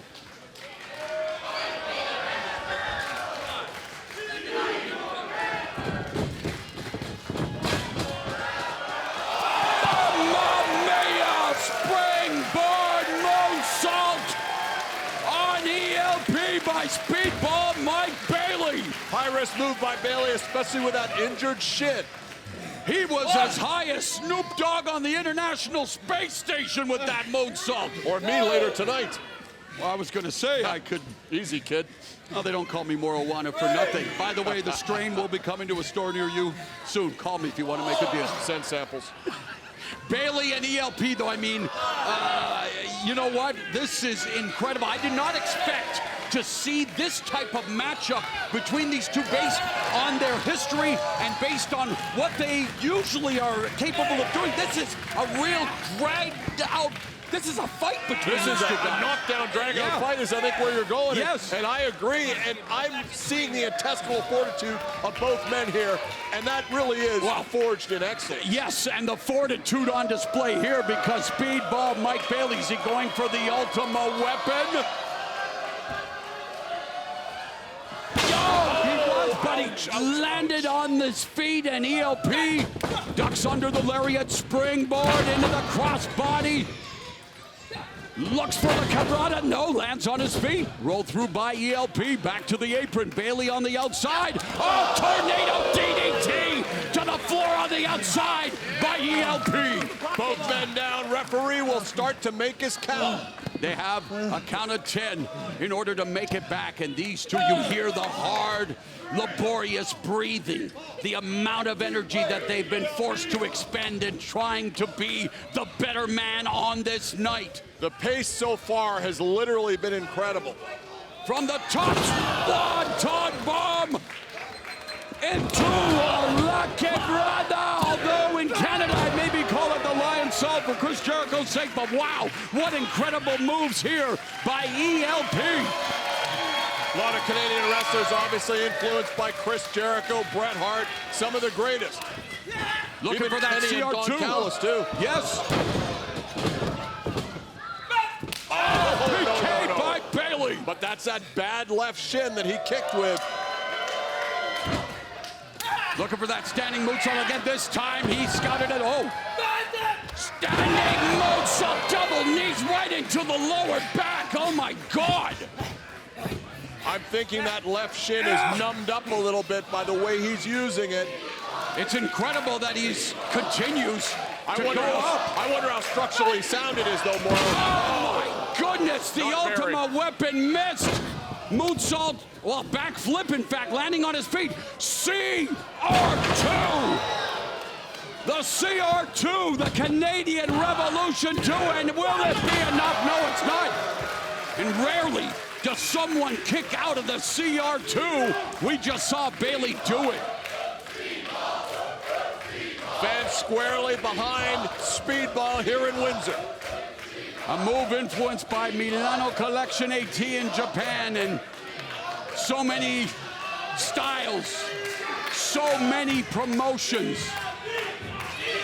so many people on the Maple Leaf Pro Wrestling bandwagon, the proving ground for champions around the world, and two champions going at it here.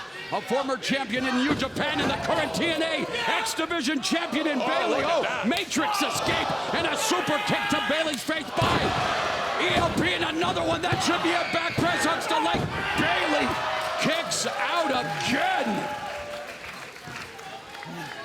Quickly, ELP ascends to the top turnbuckle, and there it is, Thunder Kiss 86. You can't tell me that that was not enough. It was not enough, and it's going to be in the head of ELP right now. He's got to be thinking, what do I got to do? Back in my NXT days, I used to say, can someone check Johnny Gargano's DNA, because he had superhuman Herculean efforts, and you know what? I might have to ask the same thing about Mike Bailey tonight. This is incredible. And ELP as well, but Bailey, the amount of punishment that he has taken on those legs, his knees. And don't forget, he got beat up by the great one himself, Takeshita, last night. Amen. Tornado. I was going to say the tornado kick. It ends up a tornado heel kick, and now on the apron, Bailey has... What's this now?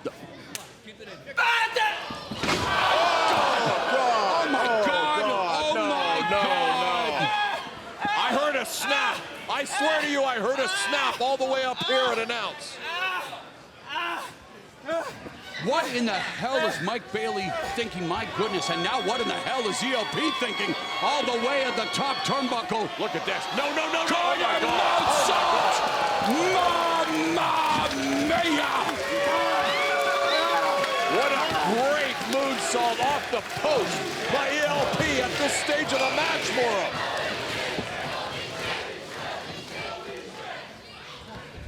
Mike Bailey's gone to the well so many times, I don't know if there's any water at the bottom of it anymore. ELP looking for that. Wow. Thunder Kiss 86 again, but that was well scouted, and now it's Mike Bailey looking to execute the tornado kick, and he lands it in the corner. Perches ELP on the top, now looking to deliver the Flamingo driver. Drives ELP to the canvas, and incredible. Here is your winner, Speedball Mike Bailey. Somehow, some way, Speedball Mike Bailey was able to pull out the win in what was one of the more hard-hitting, grueling, punishing battles, and he is showing it right now that he has been in. And what a matchup between Speedball Mike Bailey and ELP, a true representation of Canadian professional wrestling at its highest level. Mike Bailey is just showing us who he is. Look at this, the punishment this kid took. ELP, a master of innovative offense and counter moves, as we saw there. Bailey never quit, kept laying it on the line, which is what you need to do against a guy like ELP, and that is a high angle moonsault. ELP did a great representation of himself today, and that to me was the move of the match. Not enough to win as it wasn't in the ring. It was the Flamingo driver that ended up delivering one of the hardest earned victories Bailey's had in a long time. Standing tall and proud. I'm gonna go talk to Takeshita about some strategy. I'll leave you to it. All right, Don Callis with business to take care of.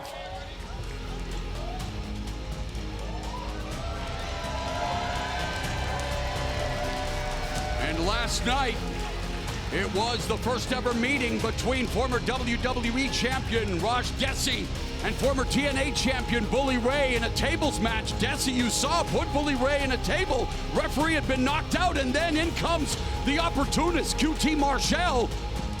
And you will not, well, I guess you can believe what he did. He was able to drag Dhesi onto the remains of the table. And yeah, you know what happened next.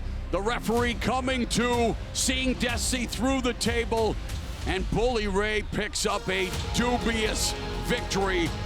But after all of that carnage, Bully Ray was not done, and he and QT Marshall wanted to wipe out Dhesi once and for all. But Windsor's own St. Clair College alumni of distinction, Bhupinder Gujjar, had seen enough. And he came in to even the terms. And Gujjar fired up, wanting to take it to Bully Ray. But when all of this was said and done, it sets up a tag team match tonight.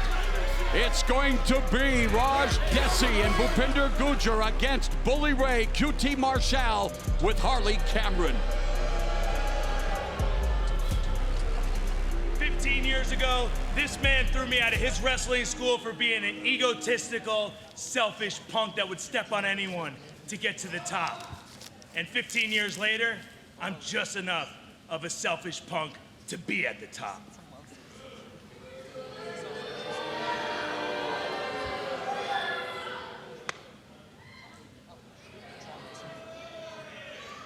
Do you know who I am?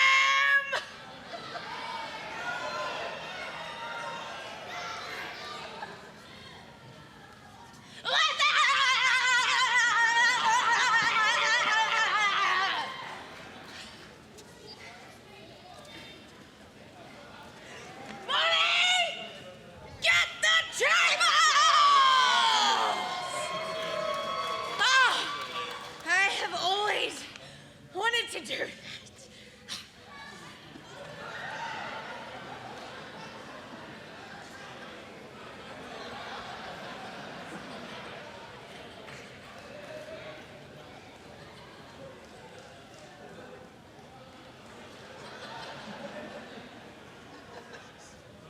What just happened here?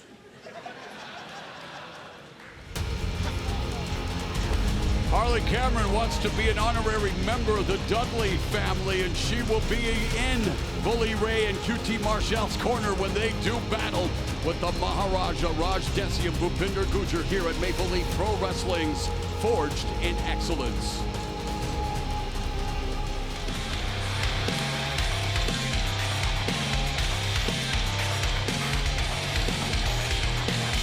The following contest, scheduled for one fall, is a tag team match.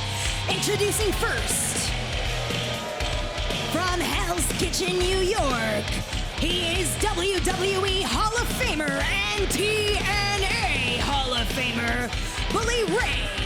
Next, accompanied by Harley Cameron, his partner, hailing from Atlanta, Georgia, the international superstar, QT Marshall. Here I was, thinking I was going to be able to channel my inner Abruzzo Paisano Joey Styles, call a match by myself, but hey, Don, great to have you back, and I hope all is well in Takeshita's dressing room. Hey, I had to ride to the rescue for Joey and get him out of that, so I did the same for you. Takeshita's great. I just saw something tonight that reminded me of a move we need to use, and we're going to use it tonight against Josh. Oh. Can you shed some light? Inquiring minds want to know. That would be giving away the farm, and I'm not in the habit of doing that. I'll point it out when it happens, though. Bully Ray already intimidating the audience here, much like he did last night.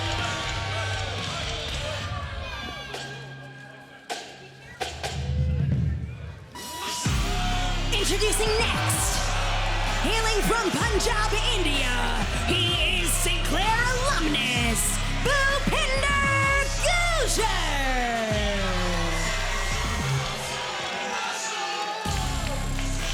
Great reaction, and what a moment it is again for Bhupinder Gujjar. This is the college that he attended, St. Clair College, showing some love to Mama D'Amore in the front row. Bhupinder Gujjar, an alumni of distinction at St. Clair College, Windsor.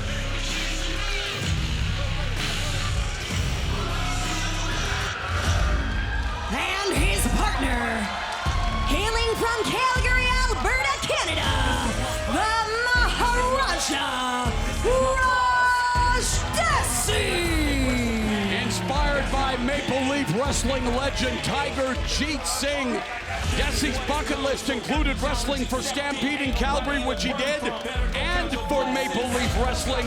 Well, he gets to do that this weekend in the return of the Canadian cornerstone, Maple Leaf Pro Wrestling. This is the Maharaja Raj Dhesi, the former WWE champion. He's an athletic freak, got those real long arms, great for leverage, about 6'6". An incredible physical specimen. Absolutely.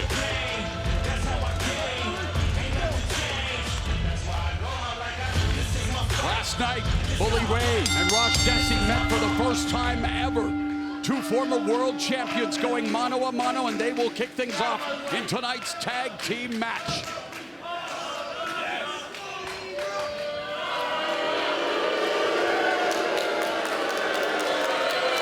Bully Ray, one of the most hated guys I've ever been around in the business, and boy, I tell you, you don't mess with him. I was always nervous being in the dressing room with that guy back in ECW. I felt the same way when I tried to interview him during my WWE days, but one of the most successful tag team wrestlers in history and a world champion in his own right as a singles competitor.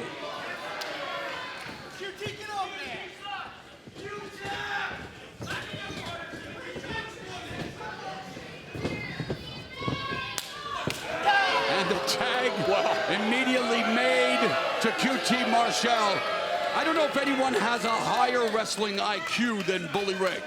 Well, you know, Bully is a guy who likes to disappoint people. The fans wanted to see that lockup. He didn't give it to them. Master of the mind games and an agent of chaos throughout his career.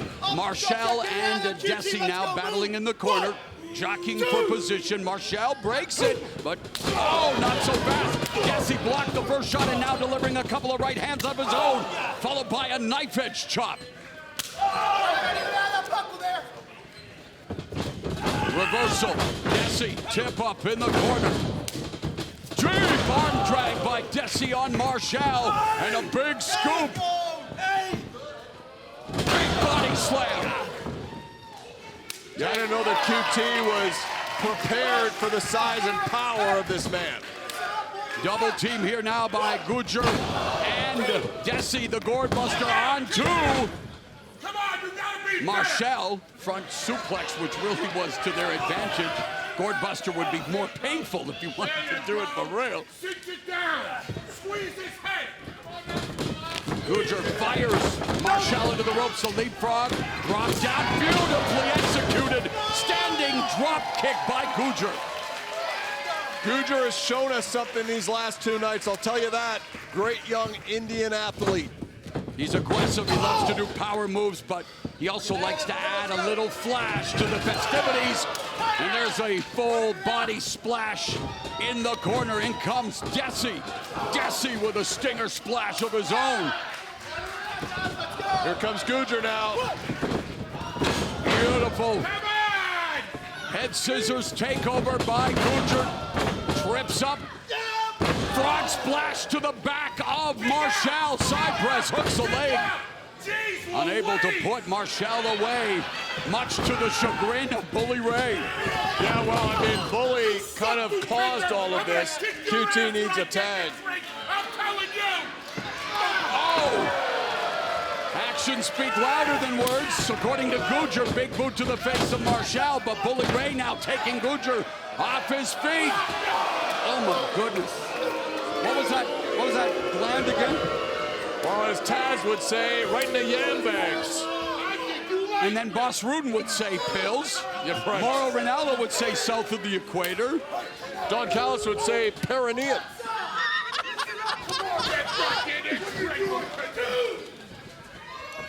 QT now doing what QT does. QT is one of the best guys I've seen in the business at taking advantage of an advantage. Yes, Marshall, a wily veteran who has traveled up and down the highways and byways of professional wrestling, making the tag. And let Bully Ray do his own commentary here.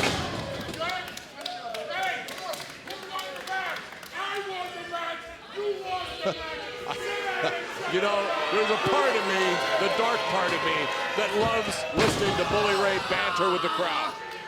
Dark passenger? That's right. Well, the banter is now leading to a battering of Bhupinder Gujjar. Do you know I scored a 96 on the Dark Triad psychological test? 96? Yes, I thought it was good, apparently not.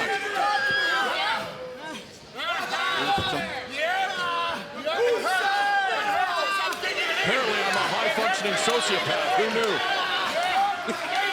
Look at Bully here. That's an old-school nerve hold, Moro. I love it.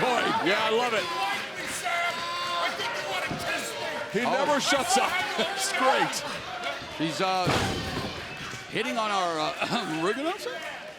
As I mentioned last night, Bully Ray is capable of doing a lot of, well... What is this stupid headband? He's just a miserable person. He is. Really is. He's the miserable meme. Never happy. And that, again, that's a great old school move. Stomp on the hand. Not a fan of this referee either. Bully Ray really just big brother in Bhupinder Gujjar. Tag is made and in comes QT Marshall. It's Marshall and Bully Ray. Meanwhile, Dhesi pacing on the apron, wanting to get back into the mat. Oh, Bully Ray, you're too much. Jawbreaker. Gujjar on Marshall. Big boot to the face of Marshall. Gujjar needs to make the tag desperately. Marshall sent over the top rope.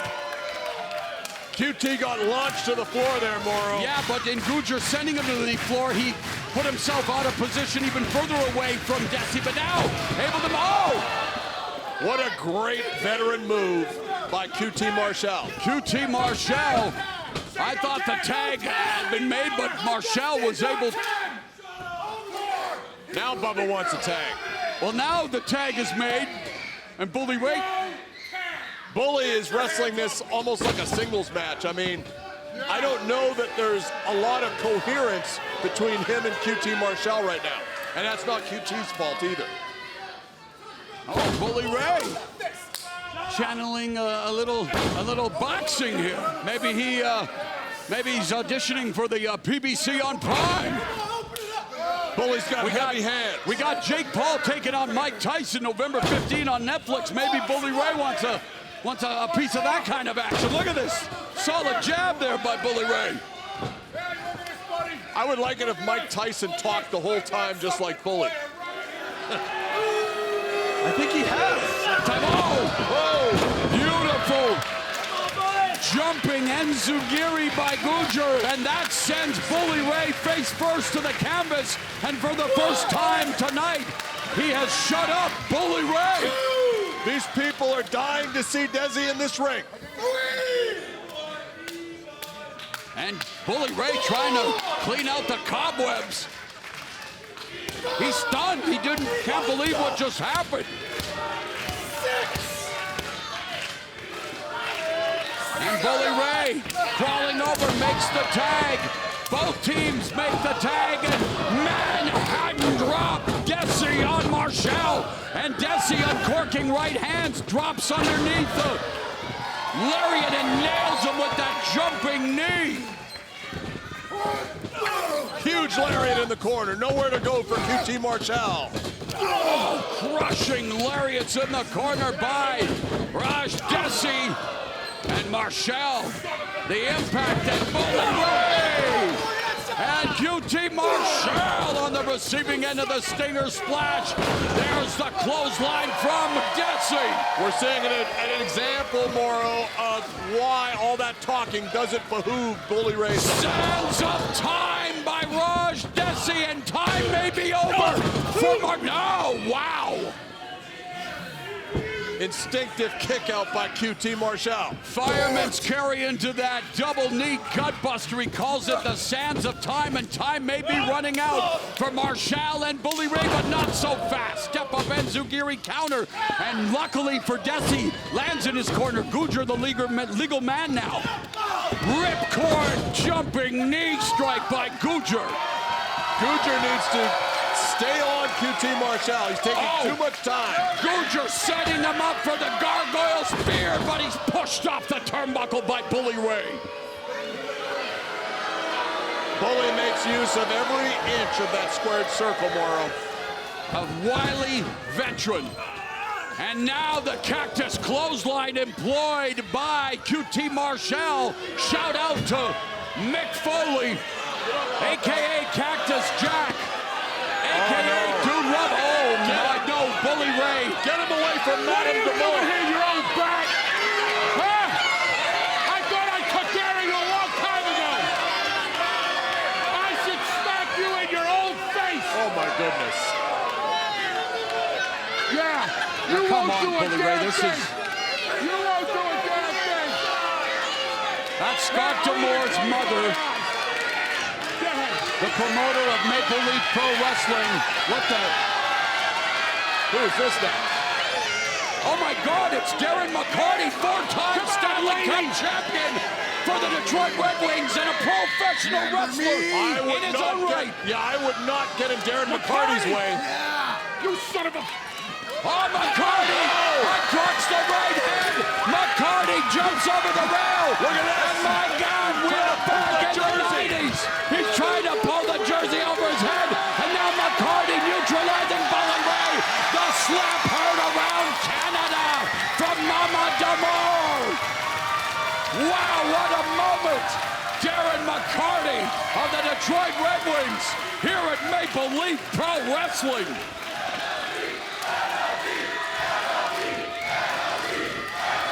Might have to get a title shot for Mrs. D'Amore here. Unbelievable. What a right hand. An amazing sequence of events. Gujjar missing. Bully Ray with a scoop and a slam. And now Bully Ray. Oh, what? Last night we saw the referee, but in a different scenario. Now it's Harley Cameron who, it's too far. She can't make this. Who played the role of Devon. Oh no, the reversal by Gujjar, and now Harley Cameron is stuck. Oh, but Dhesi drives her face first into the groin of Bully Ray. What's up? She may need a towel or a bucket of disinfectant. I'm not sure which. Tetanus shot. I don't know. You never know what's going to happen at Maple Leaf Pro Wrestling. Looking for that QT cutter. With Marshall ran into the big boot of Dhesi. And now Bhupinder Gujjar setting him up for the gargoyle spear. He nailed it. Hooks the leg. And St. Clair College alum. Here are your winners, the team of Bhupinder Gujjar and Dhesi. So Bhupinder Gujjar and Dhesi emerged victorious in this tag team match that featured, well, a little bit of everything, including an appearance by four-time Stanley Cup champion with the Detroit Red Wings, Darren McCarty, but the moment belongs to St. Clair College alum Bhupinder Gujjar. Meanwhile, Bully Ray is wondering what's going on in his life. Let's take a look at the action we just saw, Don. Look at this. Bully Ray with a little bit of a October surprise there. And now the mutual horror of what just happened. And I think she got the worst of it, to be honest. Look at Gujjar now. Gargoyle spear, that's a lot of power. Caught QT. Dhesi, Darren McCarty, Bhupinder Gujjar standing tall in the Maple Leaf Professional Wrestling ring. Earlier today, we had Mackenzie Mitchell catch up with ROH Women's Champion, Athena. Mike Bailey, an incredible performance all weekend long. What does MLP mean to you? What does MLP mean to me? I'm hurt. I'm still in a lot of pain for my main event match with Konosuke Takeshita yesterday. Tonight, I wrestled hurt against one of the very best wrestlers in the world, and I won. See, when I'm hurt, I become even better. Facing adversity, fighting through pain, overcoming the odds, putting in the effort. That's what Maple Leaf Pro means to me. That's what Canadian wrestling means to me. And that's exactly the spirit and attitude that Josh Alexander is gonna need to bring tonight if he wants to defeat Konosuke Takeshita, if he wants to make this country proud. And we can hear the words. And new AEW International Champion, Josh Alexander. A lot of anticipation surrounding tonight's double main event. So coming up, we have Josh Alexander, the walking weapon, challenging Konosuke Takeshita for the AEW International Championship. That's your main event. And still to come, it will be Athena, the longest reigning Ring of Honor champion, defending her women's title against Gisele Shaw. What makes me the most dominant champion in history? It's the fact that I'm willing to do whatever it takes to keep my forever ROH championship around my waist. I don't care for anyone's safety. I break porcelain hussy after porcelain hussy. I do violence, and I love it. I live in it, and everyone that steps in the ring with me has to experience it. Without the main event, there is no show. And at Maple Leaf Pro Wrestling, forged in excellence, your girl Athena is main eventing once again, and I expect no less. Gisele Shaw. She's a little firecracker. She has speed, agility, she can be intense, and she has a lot of heart. But I know that she is desperate to prove herself on this new path in her career. And that's gonna be her downfall. I'm gonna leave her battered, bruised, and realizing that she was never on the Forever RO Champs level. Everyone should be excited to see me, the Minion Overlord, the Fallen Goddess, the inspiration to every women's division, the most violent and dominant champion in all of wrestling, the longest reigning champion in all of Ring of Honor history. I am her. I am the epitome of what women's wrestling should be. I am Athena.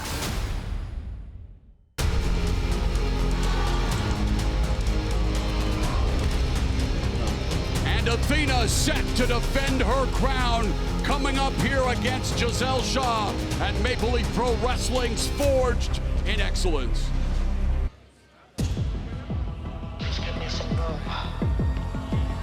Here comes the boom. Last night, Gisele Shaw was able to defeat Miyu Yamashita as a warm-up to this, the biggest match of her career here at Maple Leaf Pro Wrestling's Forged of Excellence. Don, Gisele Shaw has an opportunity to end the longest reign, not just in the ROH Women's division, but in the long, illustrious history of Ring of Honor Wrestling. Yeah, you know, I'm very impressed with Gisele Shaw, but I will tell you this. I've been watching Athena in All Elite Wrestling for a couple of years, and I can tell you a lot of the girls are afraid of her because she does hurt people, because she doesn't mess around, and she likes the violence, Moro, and I think Gisele is going to take all that into account. Shaw challenging Athena and meeting Athena in the ring for the first time in their respective careers.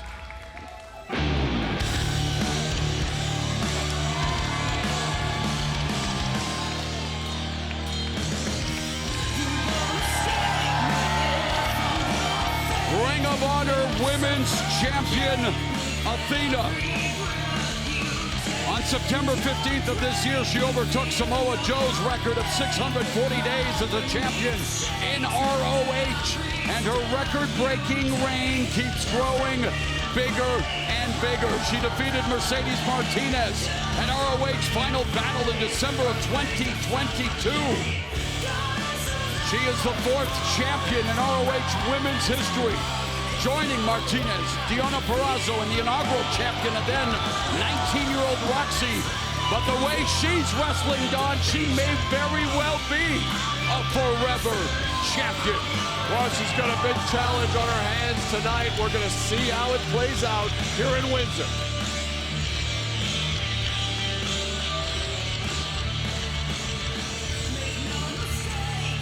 And now for the official introductions, here is Sam Laterna. The following contest, scheduled for one fall, is for the ROH Women's World Championship. Introducing first, the challenger. Hailing from Windsor, Ontario, Canada, she is the quintessential diva, Gisele Shaw.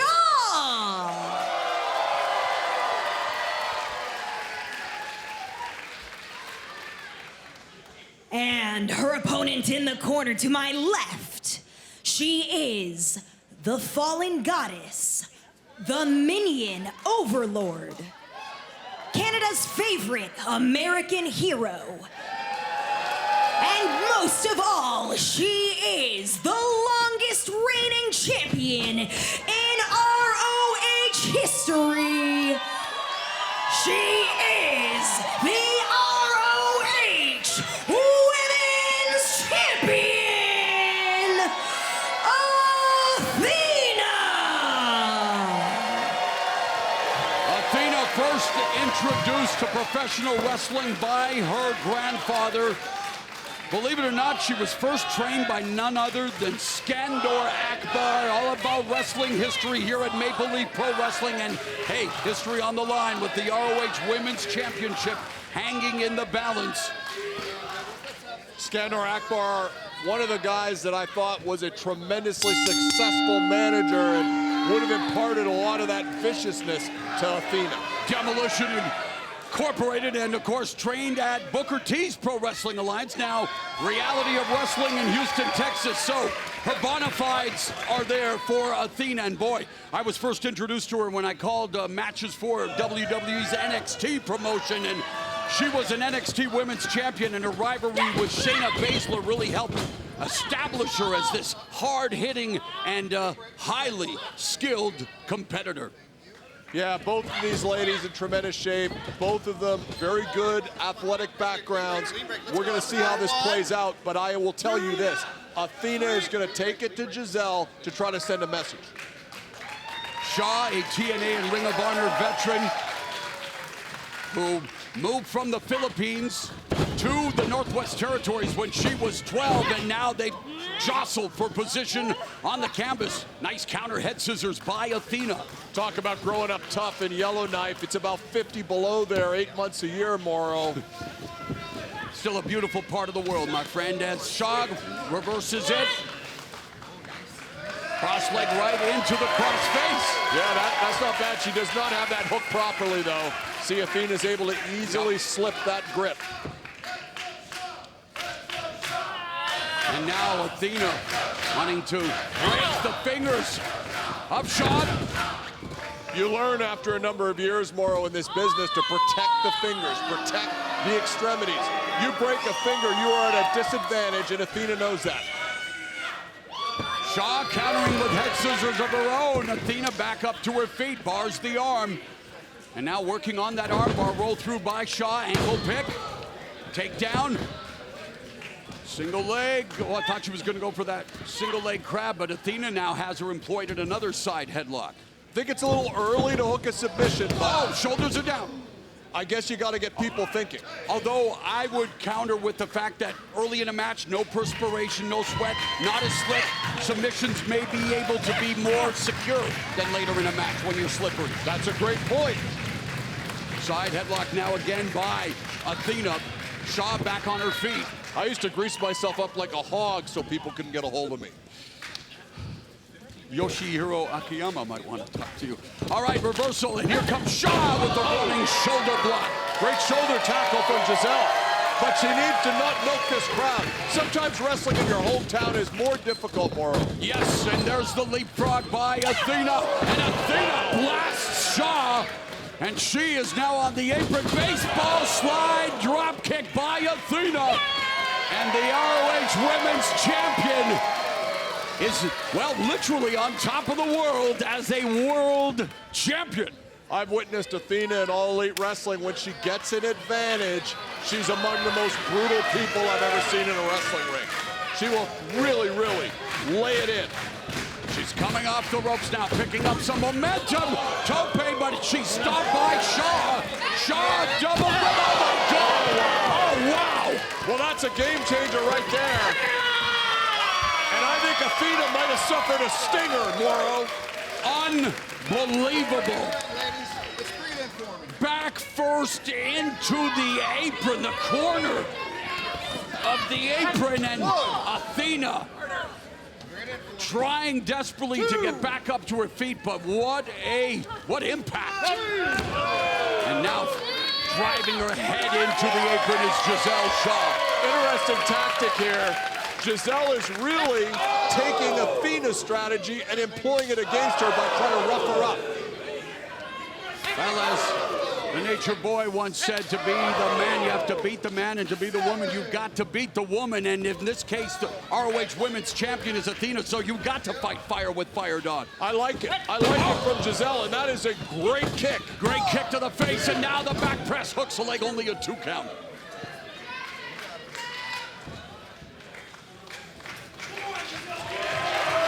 Gisele trying to feed off this MLP crowd here in Windsor. Athena trying to get back up to her feet in the corner. We are sold out again for night 2. MLP Wrestling's Forged in Excellence. Athena evades. Oh, wow, eats that back elbow from Shaw. Oh, but then drops Shaw face first, and now Athena wants to drag Shaw to the ring. Great leg pick by Athena. She's going to try to take Gisele outside to rough her up. Here we go. Clubbing forearms. Oh, no. Oh. Face first, and again, Athena driving Shaw into that unprotected steel post. Thrust kick by Athena. What a flurry on the floor by Athena, and Gisele is in trouble, really, for the first time in this match. Just another day at the office for ROH Women's Champion Athena, although that's the vibe she's giving off right now. But instead of enjoying the fruits of her labor, she needs to get, of course, she'll retain by countout, so of course she doesn't want to go and bring Shaw back into the ring. That's just smart wrestling. Exactly. You're not getting paid by the hour, Moro. So for Shaw, she desperately has to find a way to get back in. The referee's count is at 6. She has up until 10 to get into the ring. Well, this is not how anyone wants to see this ROH Women's Championship end. Shaw explodes back into the ring just in the nick of time, but now is on the receiving end of some stomps and punches from Athena. Gisele is in a bad way here, Moro. Her aspirations of becoming ROH Women's Champion are circling the drain. Yeah, I don't know. I mean, I think Gisele almost needs to step outside. The problem is when you do that with Athena, she follows you.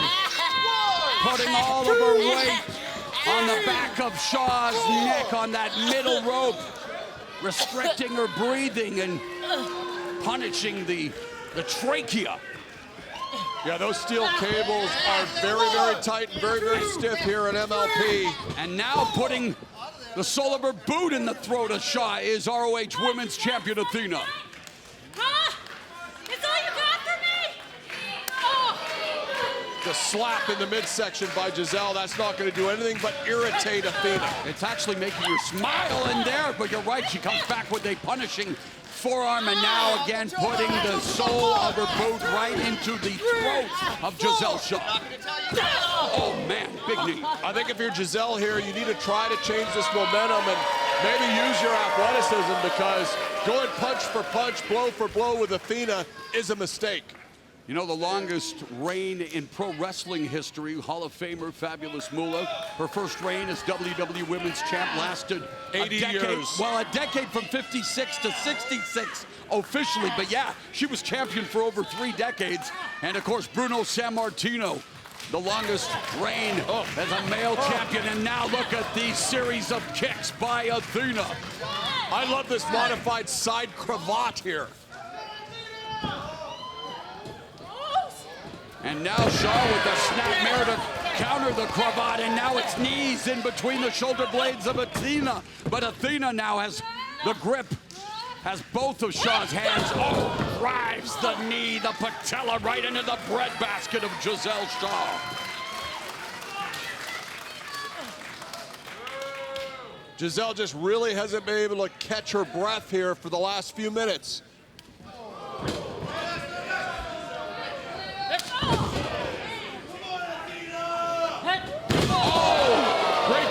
Beautiful counter here, and right into the beautiful knees to the back, and only a 2 count. Unbelievable. Dropped her right on her head. That's the momentum change Gisele needed. Forward slam, senton splash by Athena.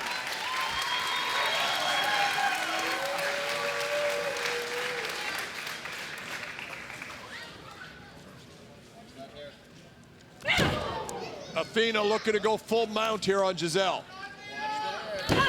Ground and pound by the ROH Women's Champion. Side wrist lock employed. Gisele Shaw needs to try to find a way to get herself back into this ROH Women's Championship match. The champion in control. Nice back chop there by Athena. Athena grapevine in the leg and just rearing back on that shin lock. Putting pressure on many parts of Shaw's anatomy. Yeah. Athena is very well schooled in all of the pressure points. Great submission wrestler as well as striker. Mat slam. Oh, missed with that axe kick. Missed with that running senton. To remember when she was driven back first into the apron and now back first again to the canvas. Gisele's got a submission here, yeah. Almost a modified Fujiwara armbar on Athena.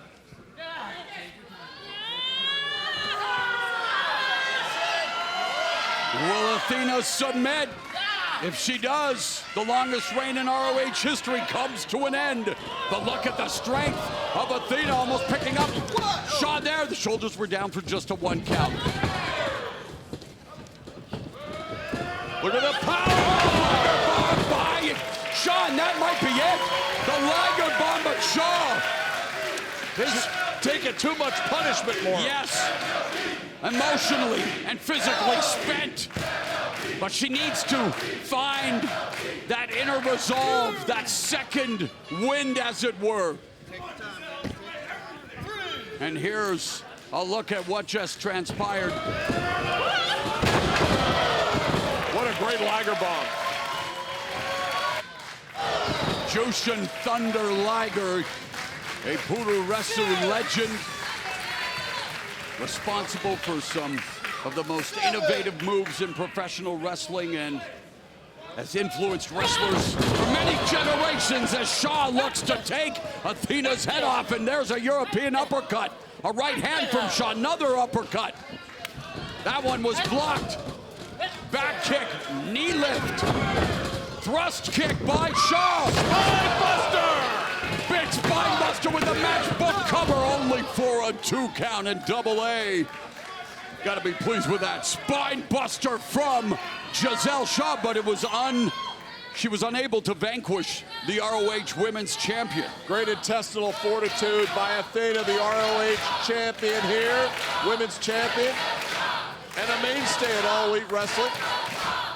An AEW veteran, ROH, NXT, and Gisele Shaw wants to make her mark here at Maple Leaf Pro Wrestling. Oh, wow, Athena lands on her feet. Well done. Nice counter by Athena now, looking to go. Backdrop driver in stereo. Oh, my God. Oh, what a kick to the face. I think Gisele's out. Following that Tiger suplex, and now Shaw comes off. Power slam by Athena, the cover! Shaw able to kick out, much to the shock of Athena. And if you're Athena, you gotta be wondering now, what's it gonna take to get the 3 count on Gisele Shaw? And I think we're seeing a little of that frustration right now, Moro. Time, the more it ticks away, the more the fatigue sets in. And that's when mistakes happen. And that's what Shaw's hoping for, that Athena might, well, she's not making any mistakes in this reign. She is at the top of her game, one of the most dominant champions in professional wrestling. Canadian backbreaker here in Canada, but Shaw's on her feet. The roll up by, no, Athena, Shaw still on her feet. Takes off her feet and now goes for the cover. Matrix escape by Shaw. Power slam by Shaw. Side press, hooks a leg, Athena kicks out. Gisele really showing some conditioning here. Able to execute a picture-perfect power slam about 15, 20 minutes into this match, Moro. Very impressive. And it's still not enough to put away the champion, and Gisele Shaw needs to, and now she's being encouraged by the crowd to stay in the moment, continue to ride this vibe if she looks to become the new ROH Women's Champion here at St. Clair College in Windsor, Ontario, Canada. And you can be a part of the conversation by using hashtag MLP Wrestling. Main event still to come for the AEW International Championship. Konosuke Takeshita defends the title for the first time against Josh Alexander. Meanwhile, Athena looking to defend the ROH Women's title. Crucifix by Shaw, boot by Athena. Athena now trying to capitalize. Forearm smash by Shaw, and another across the jaw of Athena. Gisele was able to break that grip, hit a big forearm. Here we go. Right into the... Spiked her. Oh, no. Oh, no, she didn't. She blocked it. Athena able to block it. Now the springboard, cross body, reversal by Shaw, lateral press. Athena, big knee, back fist. And it was Athena moments ago going for that despicable knee, the Canadian backbreaker into the gutbuster, which was scouted and defended by Shaw. But now Athena again working on her, hoping to really wear her down and be able to, well, execute the despicable knee. She's known for that top rope dive into the stunner known as the O-face, which has won her many matchups. But Shaw has her now into a fireman carry. What power. Oh, beautiful there by Gisele Shaw, but still not enough. This has been a real war of attrition between these two ladies so far. What's it gonna take is the question both of them must be asking as they lie prone on the mat here in Windsor. Incredible fireman's carry into a Michinoku driver two and still unable to vanquish the champ. Yeah.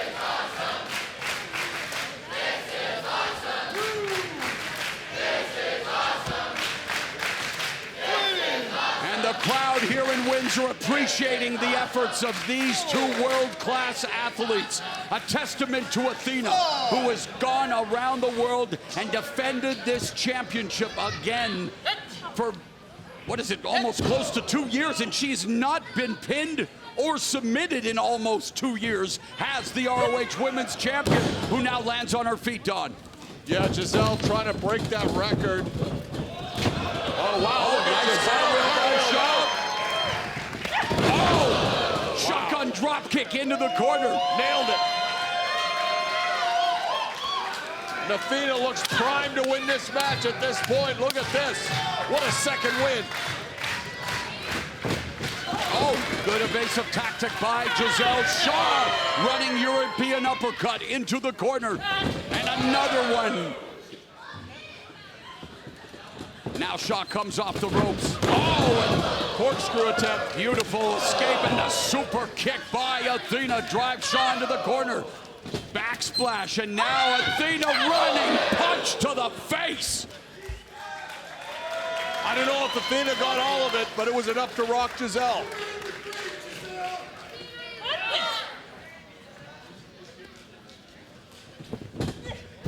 Nope, couldn't get her up. Trying to get her up, but again, this has been a hard-hitting battle. Straight jacket Canadian backbreaker by Athena. Into a power bomb for the cover two, and still not enough. Oh my Lord.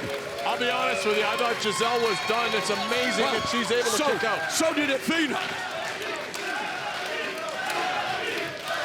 MLP chant breaking out here in Windsor at St. Clair College.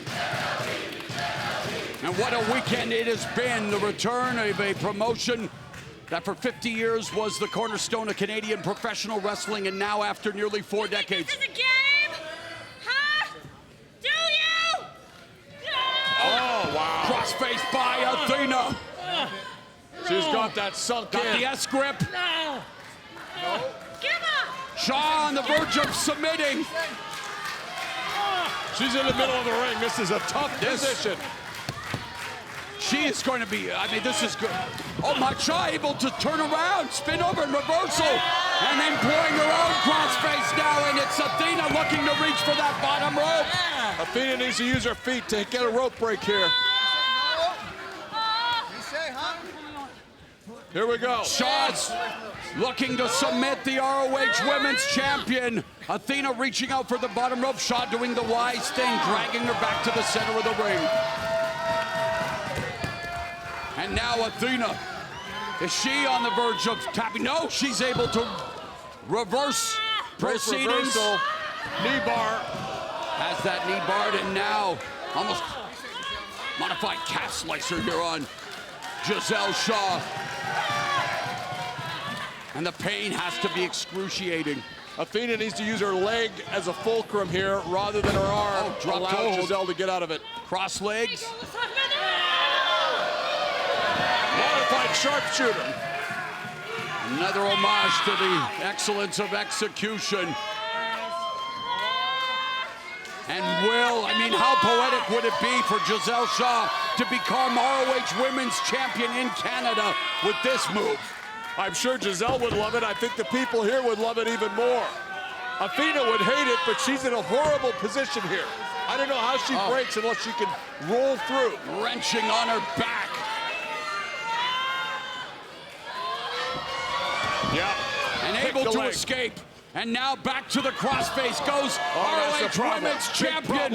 Athena really wrenching on the back of Shaw. I don't know that Gisele can breathe properly here. Her hair is in her face along with those hands. Yeah, she's restricting her breathing and now putting the squeeze, working on the back, the neck, and Shaw almost tapping right there. I think she thought about it. And now she's covering her. Wow. Quick thinking, Gisele Shaw comes off the ropes. And a spear by Athena. Only a 1 count. Kick to the face. Now the Dragon suplex. Oh, Dragon suplex backbreaker into the flatliner. That's it, I think. Full Nelson backbreaker into a flatliner, and still not enough to put away Athena.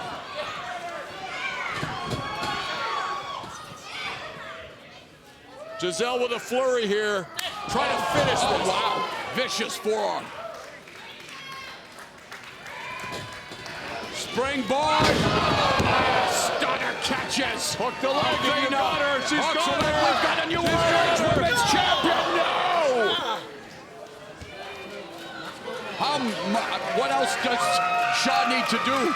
You are witnessing why Athena is one of the most dominant champions in the sport. I think Gisele is asking herself that very question here. The answer is you got to just keep pouring it on, world. Yep. You cannot let any time go by. Setting her up for the denouement, which obviously Athena had well scouted. When you're the champion, you do your homework. And she was very well aware that Shaw was about to unleash the denouement, that running knee strike that has earned Shaw victory after victory.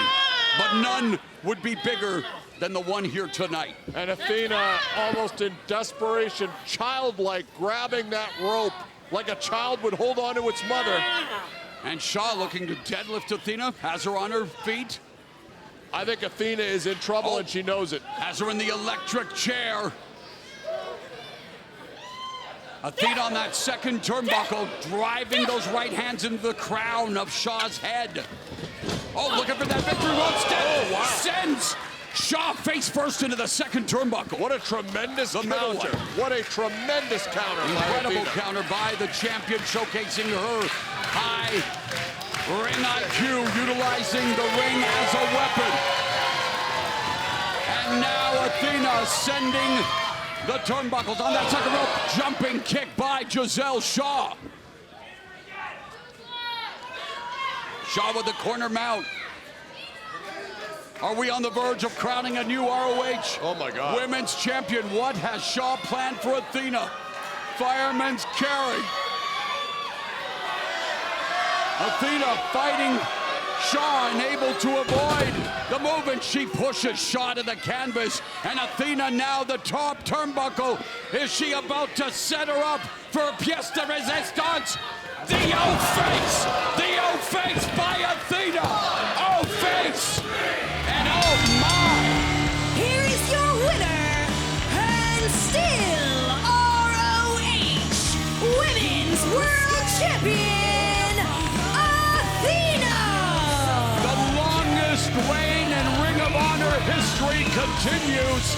Athena continues to add to her legacy of domination.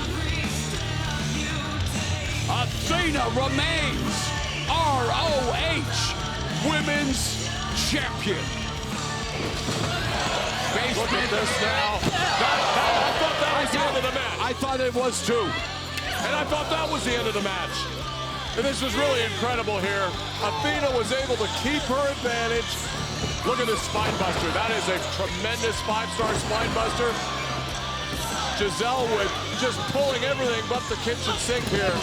Not enough to get the win against Athena. Nope, that is a great finishing move right there. Oh, face leads to the win, and you are looking, well, I was going to say at the face of one of the most dominant champions in pro wrestling history, but she has an issue with the referee. In any event, here at Maple Leaf Pro Wrestling's Forged in Excellence, Athena remains ROH Women's Champion.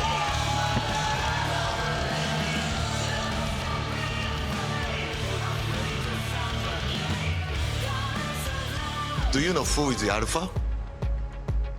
Do you know? Me? Yeah. Louder, please. Takeshita is the Alpha. Thank you. You get it. Good job. So, I will make this title more valuable all over the world. I promise. And as for earning a shot at one of the best in the world, I am one of the best in the world, so yes, I do deserve this. Now he's the international champion, and I'm here to say I'm going to put the world on notice.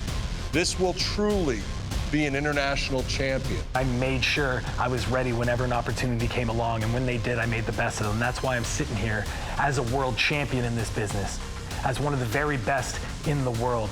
Earning it means everything to me. Earning it means I get to look myself in the mirror when my career is all said and done and know I did it the absolute right way. There is no corner of the globe that I am not prepared to get on a private plane with this man and go and show everyone anywhere on this planet that we are, in fact, the best. I have taken my talents all over the world, built a name for myself. This is the return of Josh Alexander to the Canadian wrestling scene. This is the best athlete, not just here, anywhere in wrestling. I will accept to challenge any challenge. I don't care who it is, because we now have what I like to call the champion's advantage. On this epic weekend of Maple Leaf Pro Wrestling's Forged in Excellence, Konosuke Takeshita defends the AEW International title against Josh Alexander. The main event is here.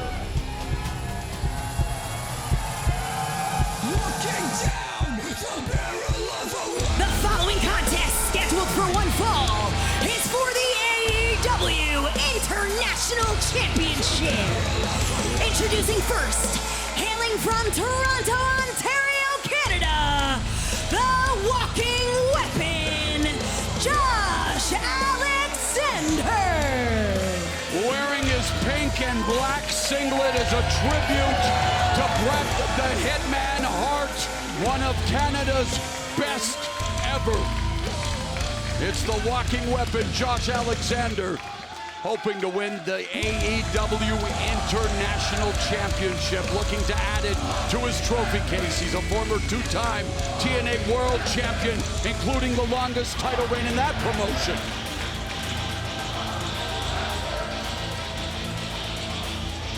And his opponent, being accompanied to the ring by Don Callis, representing the Don Callis family, hailing from Osaka, Japan, he is the AEW International Champion, the Alpha, Konosuke Takeshita.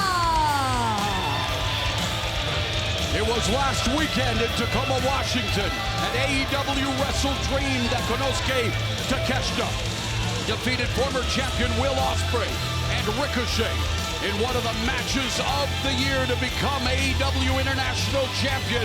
Well, many pundits and fans alike predict that this will also be a match of the year contender, and how can it not be when you have the Alpha, Konosuke Takeshita, and the Walking Weapon, Josh Alexander, meeting for just the second time. And oh yeah, the first time they met, they wrestled to a time limit draw. This will be one fall to the finish for this AEW International Championship. There have been 10 reigns between 8 champions. Talk was the inaugural champion Orange Cassidy and Will Ospreay have been two-time AEW International title holders. Ospreay, one of the best on the planet. Now this, Mike, MJF was the youngest champion winning the title at 28. But Takeshita's the best. Yes, he is alpha. And Don Callis rejoins us here at the broadcast table, the Svengali, if you will, of the Don Callis family. And even you have to admit, for a first title defense, Konosuke Takeshita is facing as tough a competitor as there is. I said at the All Elite Wrestling press conference after the pay-per-view, after Wrestle Dream, that we would go everywhere, that we would duck no one. And we're here in Canada right now in this guy's backyard, and we're going to put on a clinic here tonight. Both of these competitors capable of putting on wrestling clinics. Konosuke now with top position on Alexander. You know, Morrow, as everyone knows, I managed Kenny Omega and helped him win multiple world titles. And as great as Kenny Omega was, he's not the alpha. Konosuke Takeshita is quite simply the most scintillating athlete that I have ever represented. And I'm so proud to be here tonight. And I know that fans around the world are excited to be able to tune in and see this matchup. A roll through by Alexander, looking for that Northern Lights suplex. It's well scouted by Takeshita. Side wrist lock employed by Alexander. Roll through escape, or trying to escape, was Takeshita. I think Takeshita is so good, he would have beaten all of the great Canadian champions from Maple Leaf Wrestling from the past. Whipper Billy Watson, Gene Kaniski. I think he also would have beaten Bret Hart in his prime, and that's saying a lot. And I'd love to hear Bret Hart's thoughts on Konosuke Takeshita. I guarantee Bret Hart has never seen a wrestler this athletic and this good. Well, you're looking at someone who was heavily inspired by Bret the Hitman Hart. Before you joined us, I let the audience know that he's wearing the pink and white as a tribute to the excellence of execution. And I know that Bret Hart has to be cheering for the walking weapon, Josh Alexander, to bring that AEW International Championship to Canada. Josh Alexander really is the closest thing I've seen in a Canadian wrestler to Bret Hart. But maybe Bret can visit him in the hospital after we're done with him tonight. Side headlock takeover by Alexander. Oh, shoulders were down for a split second, countered by Takeshita. Takeshita will try to get back up to a vertical base, and does. Josh Alexander, tremendous ground-based wrestler, tremendous striker, really doesn't have any holes in his game. Test of strength here with these running shoulder blocks. I was Josh Alexander's boss for a couple of years, and I can tell you, I never liked him as a person. I mean, these are two bulls just ramming into each other. And now Alexander back first into the turnbuckle, but the momentum drives Takeshita to the mat with that running shoulder block by Alexander. And do you think there was a Canadian conspiracy between Bailey and Josh Alexander? Do you think Josh Alexander was getting scouting reports from Mike Bailey? I wouldn't put it past him. Never trust a Canadian. If he was smart, he would. And I know he is. And Bailey, of course, with an incredible match with Takeshita last night, but it's Josh Alexander with the early control here, and now controlling both legs of Takeshita. The ankle lock, one of his patented moves, inspired as well by the likes of Kurt Angle, not just Bret the Hitman Hart. And if you're going to be a professional wrestler, any athlete, you'll want to learn from the past. You'll want to scout and watch the best, and then evolve and become the best version of yourself. And that's exactly what Josh Alexander and Konosuke Takeshita have done. And now they meet here at the Summit for the AEW International title. Big scoop and a slam by Alexander. Comes off the ropes and drives the knee into the face. Cover, but Takeshita kicks out at one. Yeah, Josh has started off hot here. Got Takeshita at a disadvantage, but boy, I'd be following up right now if I were Josh Alexander. Alexander doing just that, looking for the ankle lock submission. Takeshita needs to get to the rope or try to counter, and he's able to do just that. Up kicks by Takeshita. Step through. Another trigger. The sharpshooter. The sharpshooter. Will the sharpshooter lead to this historic victory for Josh Alexander in the main event of night 2 of Maple Leaf Pro Wrestling's Forged in Excellence? You can tell Josh Alexander is a veteran. He put that on in the middle, but Takeshita too strong, able to crawl for that rope break, Moro. He was, and that's a testament to his IQ and the skills of a Takeshita and the mind. You have to be cerebral in the ring as well. And so Takeshita now delivering some forearms to Alexander. Rake of the eyes. I wonder who told him to do that. Well, I like to impart wisdom where I can, Moro. The eyes are fair game, in my opinion. Takeshita Lariato! Amazing that a man his size can fly like that. He's got great hops, great vertical leaping ability. And for Josh Alexander now on the apron, he has to watch here. Last night, Mike Bailey was on the receiving end of a DVD, and tonight, it's Alexander on the receiving end of a DDT on the apron. Takeshita, who defeated Will Ospreay and Ricochet to win that International All Elite Wrestling title. He has kept a frantic pace since winning that title, and we're seeing it here tonight. This is his first title defense, the maiden voyage as champion for Konosuke Takeshita, a champion in dramatic dream team in his native Japan, driving Alexander back first into the safety rail. And you talk about prodigies, you talk about Konosuke Takeshita, who sends Alexander back first into the steps. In 2013, he was chosen by Tokyo Sports as Pro Wrestling's Rookie of the Year. That is, he was still in high school, Don, as you know. Oh, he is a freak athlete, one that I have rarely seen. And what we're seeing here, he is the wrestling embodiment of Otani with the LA Dodgers. I mean, this is a Japanese kid who came over here, and he has literally dominated since he set foot on North American soil. In his official debut, and I'll do it again like last night on Mama Ronaldo's birthday, August 18th of 2012, he faced El Generico, went on to become WWE superstar Sami Zayn. So Takeshita's always been in with the best of the best, and you know what they say, iron sharpens iron, and, well, skullduggery sharpens skullduggery, Don Callis. Listen, Takeshita has become a much more strategic wrestler. He always had the athleticism, the wrestling ability. Now he wrestles smart, and that's what great champions do. Takeshita's right-handed forearm that we're hopefully going to see in a little bit here is one of the biggest knockout blows in the wrestling business.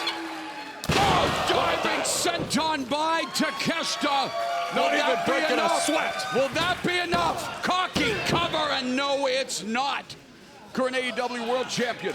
John Moxley, also a former AEW International Champion. So the pedigree is there for this title. And Konosuke Takeshita definitely putting the international in the championship's name, defending it here in the True North Strong and Free. Great pantheon of champions there. Yeah, I mean, you talk about Will Ospreay. Yep, with Orange you talk Cassidy, about MJF. Yeah. Pac. And I think Takeshita's going to prove to be the greatest of all of them. Oh! Sternum first into the corner goes Josh Alexander. And I'll tell you this, from having that done to me in the 90s, going sternum first into that corner, ask Bret Hart how that feels. It happened to him multiple times. Broke his sternum doing that move. Well, the crowd rallying behind the Canadian.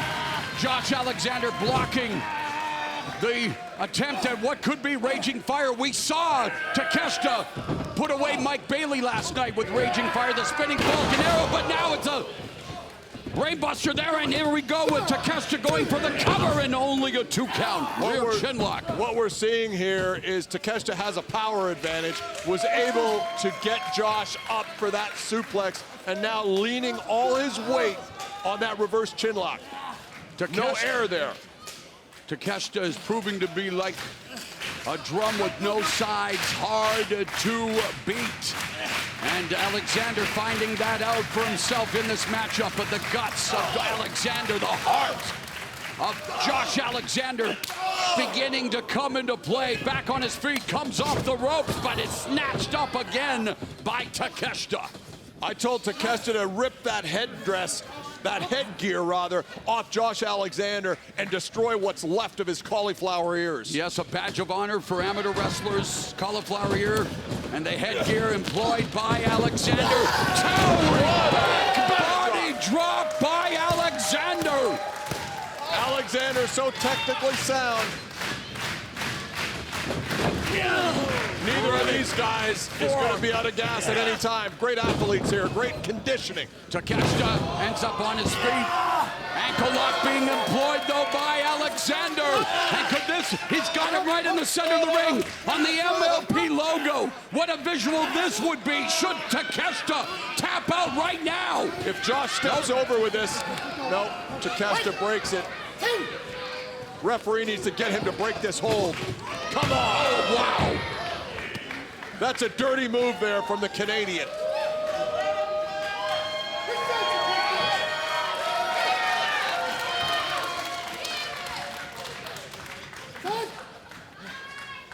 Alexander has Takeshita. Oh, but Takeshita looking for the shoulder block. Instead, eats a kick from Alexander. Takeshita still on the outside. Oh, no. Car crash cross body by Alexander.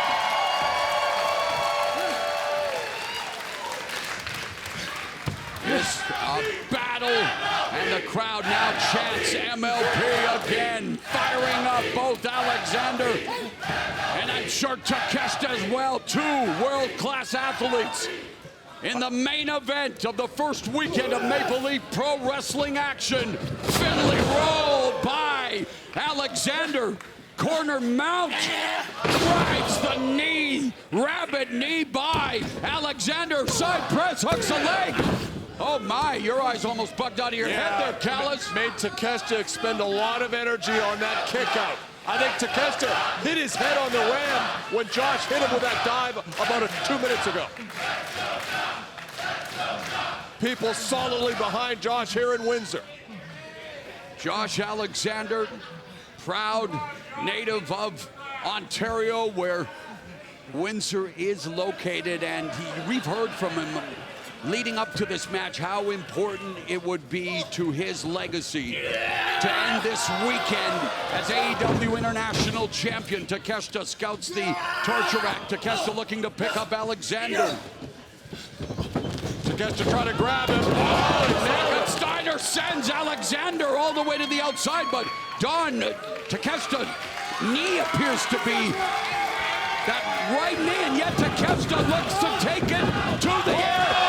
Bacon Hero! Terminator dive, shades of Kenny Omega, his mentor in Japan. Takeshita does it even better. Incredible move by Takeshita. A battle of attrition for the AEW International Championship. Let's revisit this dive. Takeshita might have twisted the ankle there on the landing, got underneath him a little bit, trying to shake it off now.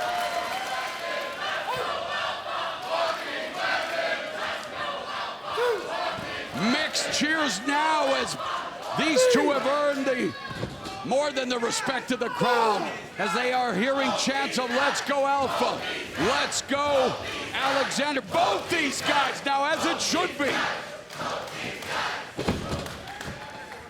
Alexander, he looks like he is winded. He looks like he needs to get that second wing. He's in the corner. Oh my God! Yep. The running Kinka kick from Takeshita. Takeshita told me earlier he spent a couple of days here in Windsor and he hates it. He hates Canada. And he's going to take it all out on Josh right now.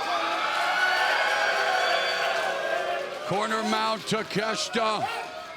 Alexander, Mamma Mia avalanche superplex. Will this be enough? Oh my! Alexander able to kick out, but Takeshita says that's enough. Not a lot on that kick out. Josh is hurt. Oh no, the frog splash right onto the knees of Alexander. Alexander needs to roll in for the cover. I know he's hurt, but if he wants to become AEW International Champion, he can't waste any time. I think Josh hurt his knee by trying to block that attempt by Takeshita. Oh my goodness. Alexander going to the get top. Moonsault, no water in the pool. That's it. Cover. By Takeshita. Come on. He has knocked Alexander out cold, but Takeshita looking the worse for wear as well. I strongly believe, Morrow, that if he could have got a hand on him, this match would be over. But Takeshita has taken a lot of punishment from this great Canadian. Both of them showing the vestiges, showing the result of what has been an epic encounter. A war of attrition for the AEW International Championship. Both men giving it all they got, putting it on the line. 24 hours after being involved in an epic night one of Maple Leaf Pro Wrestling. How much is left in Takeshita and Alexander, who will walk out of Windsor, AEW International Champ? I think Josh might be trying to sucker Takeshita. Oh, my goodness, what a collision.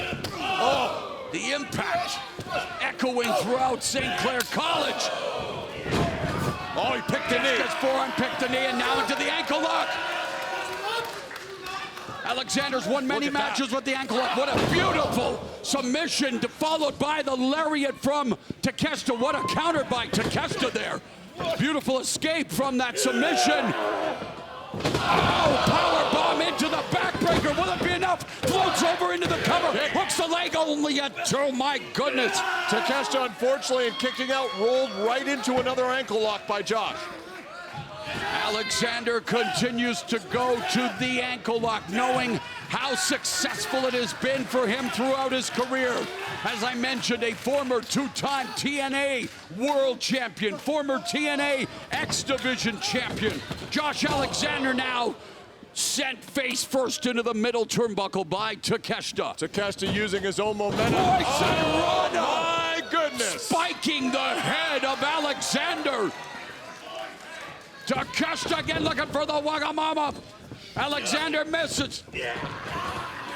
Beautiful exploder suplex puts Alexander in position to perhaps, well, Takeshita back on his feet already.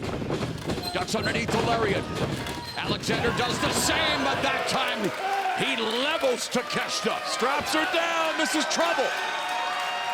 We know what it meant for Jerry Lawler in Memphis. What's it gonna mean for the walking weapon, Josh Alexander, in Windsor, Ontario? I would not wait if I were Alexander here. Rear waistlock, German suplex. Held on to it. And this is adding a little insult to injury for a guy like Takeshita, who in university wrote a 20-page thesis on the German suplex. True story, he got an A, he loves the move, and yet I'm sure he's not loving being on the receiving end of the move, and now there's a German suplex I was from about to say Takeshita. he should get an A. He does it better than anyone in wrestling, and we're going to see that right now. Look at that. Oh, beautiful extension on the German suplex by Takeshita. Rolls on the back. And will he be able to do it one more time? Both men are feeling Switch. spent here. Oh, absolutely. Energy levels, the power bars keep decreasing, but these two know what it's like to be in a torturous battle. Oh, we do not want to see this. Oh my goodness, a German suplex on the apron. Takeshita, Mamma Mia! Oh my God! Callis is on his feet in stunned silence after what he's just witnessed. Are you kidding me? Alexander with the German suplex. No. Now on the Stop ramp. this now. Now on the Stop ramp. it. Oh, back elbow standing switch by Takeshita. Takeshita looking for a German suplex. Meanwhile, the referee administering the count. Brainbuster on the ramp. And remember, if it's a count out, yeah, Josh Alexander has a history. He had a broken neck a number of years ago. Yes, and was forced to retire. Might have another one. We could have a retirement party for him after that brainbuster on the ramp. And again, if it ends in a double countout, well, obviously Takeshita retains the title. But this is not how anyone wants to see this matchup end. Referee has reached a count of 5. Will Takeshita... Hey, I'm sure you don't mind Takeshita just laying out there for the rest of this count. I'd be very happy with it, but Takeshita's not that kind of guy. He's instinctively trying to get back in the ring here. Alexander's the one who has to do it. They both do, just in the nick of time, much to the delight of this sold-out crowd at St. Clair College. But, I mean, do they even have enough energy to crawl and make a cover? This is incredible how much energy, how much they are expending in order to either become a champion or retain the championship. Question is how much that brainbuster impacted the neck, because that can impact the strength of your arms and legs, Moro, as you know. And I don't know if Josh is going to be able to finish here. There is nothing impossible to him who will try. A quote from Alexander the Great. And for Josh Alexander, who wants to be his greatest tonight, he went from blue collar to blue blood. And he would love to be king again, but look at that step-up knee to the side of the head by Takeshita. Oh, small package. Quick counter by Alexander for a 2 count. Oh, and there's the power drive knee blocked by Alexander. Oh, discus forearm. Ripcord. Oh, blue thunder. Blue thunder bomb by Takeshita, but only for a 2 count. Takeshita, mentored by another legendary Japanese wrestler, Jun Akiyama. In fact, gave him the running knee, but it was Akiyama who popularized the blue thunder bomb. You quoted philosophy earlier, I'll give you one. Life is nasty, brutish, and short. And that's what we're going to show Josh Alexander here as Takeshita lines him up. Both of them wanting to try. Impossible becomes impossible. Both these two have proved it. And now, oh no! Rabbit forearm, the northern forearm to the leader of the Northern Armory in TNA, looking to put the Great White North on the map again with a championship victory. No! Josh didn't have that weight distributed properly. Takeshita able to lift up one of those massive shoulders. Alexander cannot allow frustration to set in. He is too close to becoming a champion again. This is Maple Leaf Pro Wrestling.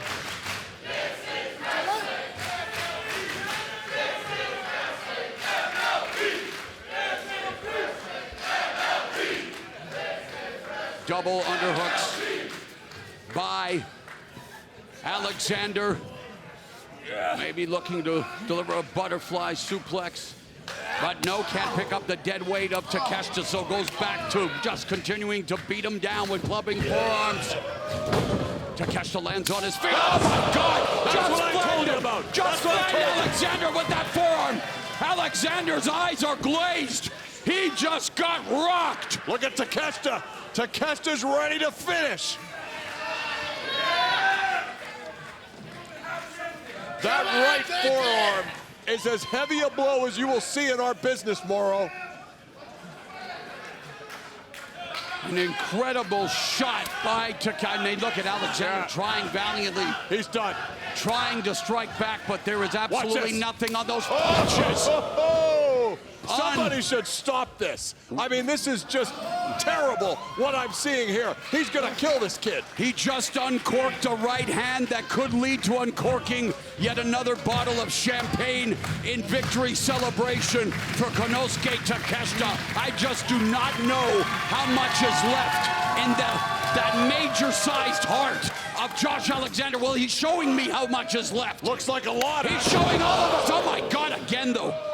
Continues to be drilled, but yet able to get the ankle lock, dropping Takeshita.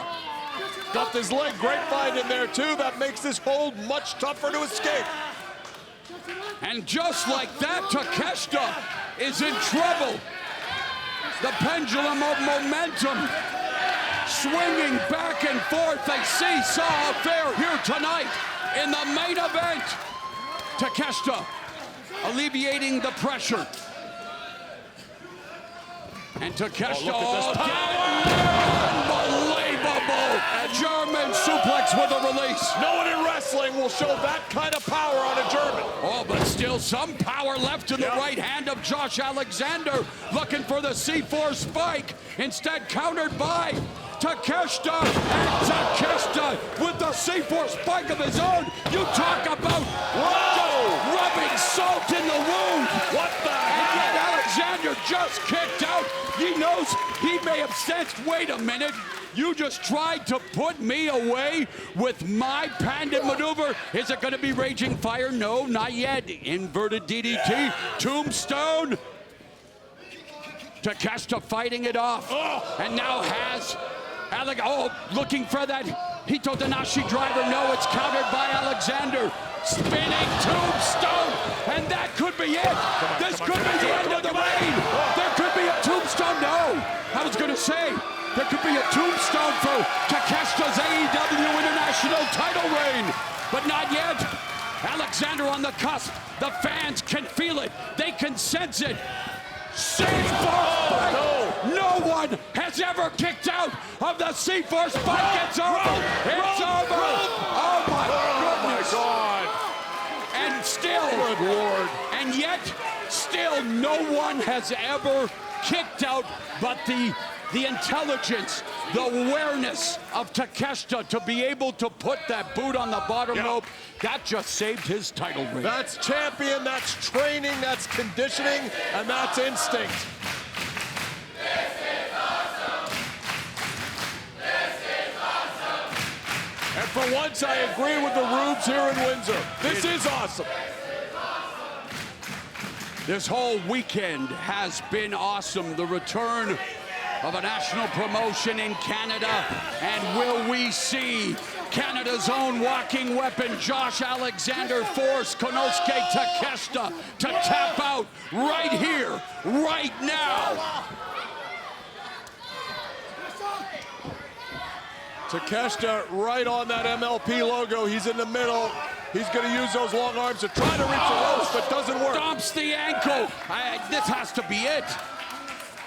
There's only so much pain anyone can take, and we've talked about it before, Don. The pain threshold of a pro wrestler is higher than the average mortal being.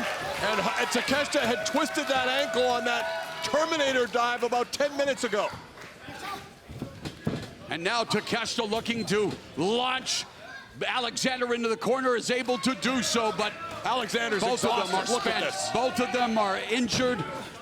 The walking weapon is a wounded weapon, but so is Takeshita. German suplex into the buckle. He needs to make the cover. The fans sense it. The crowd feeling like we're on the verge of crowning a new AEW International Champion. Takeshita, how are you feeling, Don? You know, I mean, this is very stressful for me because we came into this guy's backyard and we're at a disadvantage. And I'm seeing my guy get Germaned into the corner, could have broken his neck. So yeah, I'm a little stressed, Moro. A stressful situation for both of these athletes as well, knowing what's on the line. What is and this? This is super stressful for even people watching. Unbelievable. Oh, Mamma Mia! Avalanche Takeshita Lariato! Wagamama! Wagamama! No! Unbelievable action!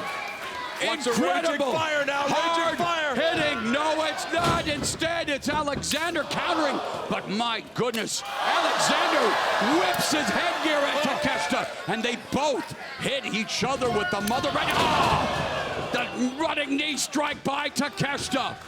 The Zayne, and now the raging fire, the spinning Falcon Arrow, it's over!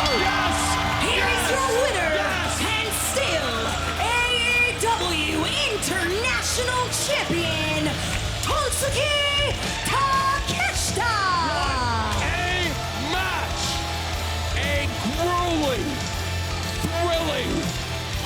hard-hitting main event that has left this crowd at St. Clair College on its feet. Konosuke Takeshita, in his maiden voyage, successfully defends the AEW International Championship against Josh Alexander. Terminator dive there. What a match it was. Oh my, I thought that was it. Yeah, I did too. Just incredible. And I thought that was it. What a brain buster on the ramp, and it ends. Nope, the Blue Thunder Bomb.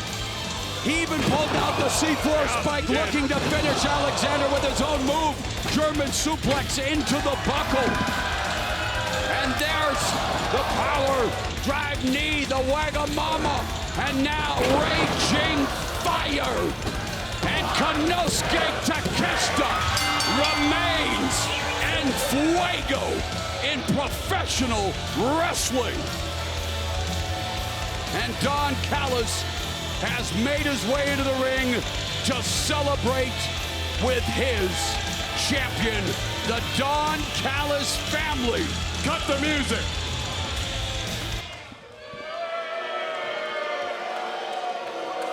I have something important to tell you.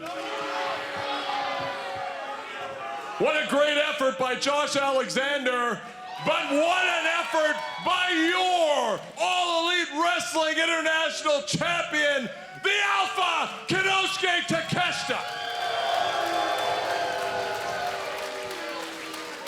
And it's been such a great couple of weeks for us because, you see, we didn't just beat Josh Alexander. We didn't just beat Speedball Mike Bailey. We came right here to Maple Leaf Pro Wrestling to do it.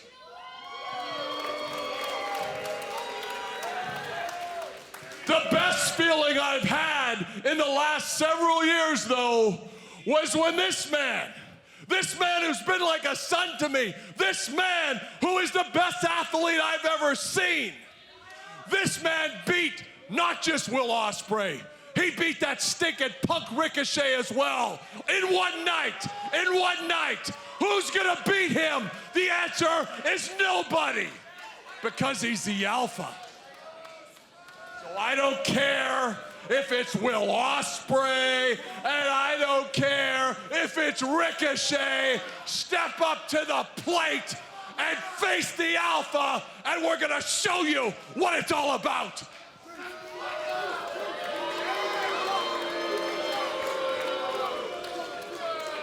Because what we learned in AEW is Ospreay and Ricochet do not have what it takes. Don Callis, as he addresses the crowd, Takeshita putting the boots to Josh Alexander. And now Don Callis doing the same. Come on, this is ridiculous. Oh my God! Talk about an October surprise!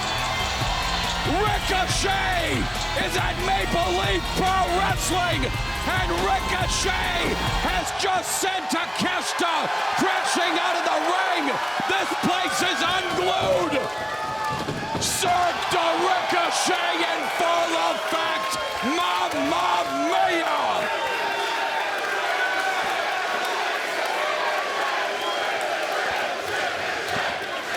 From WWE to AEW and now MLP.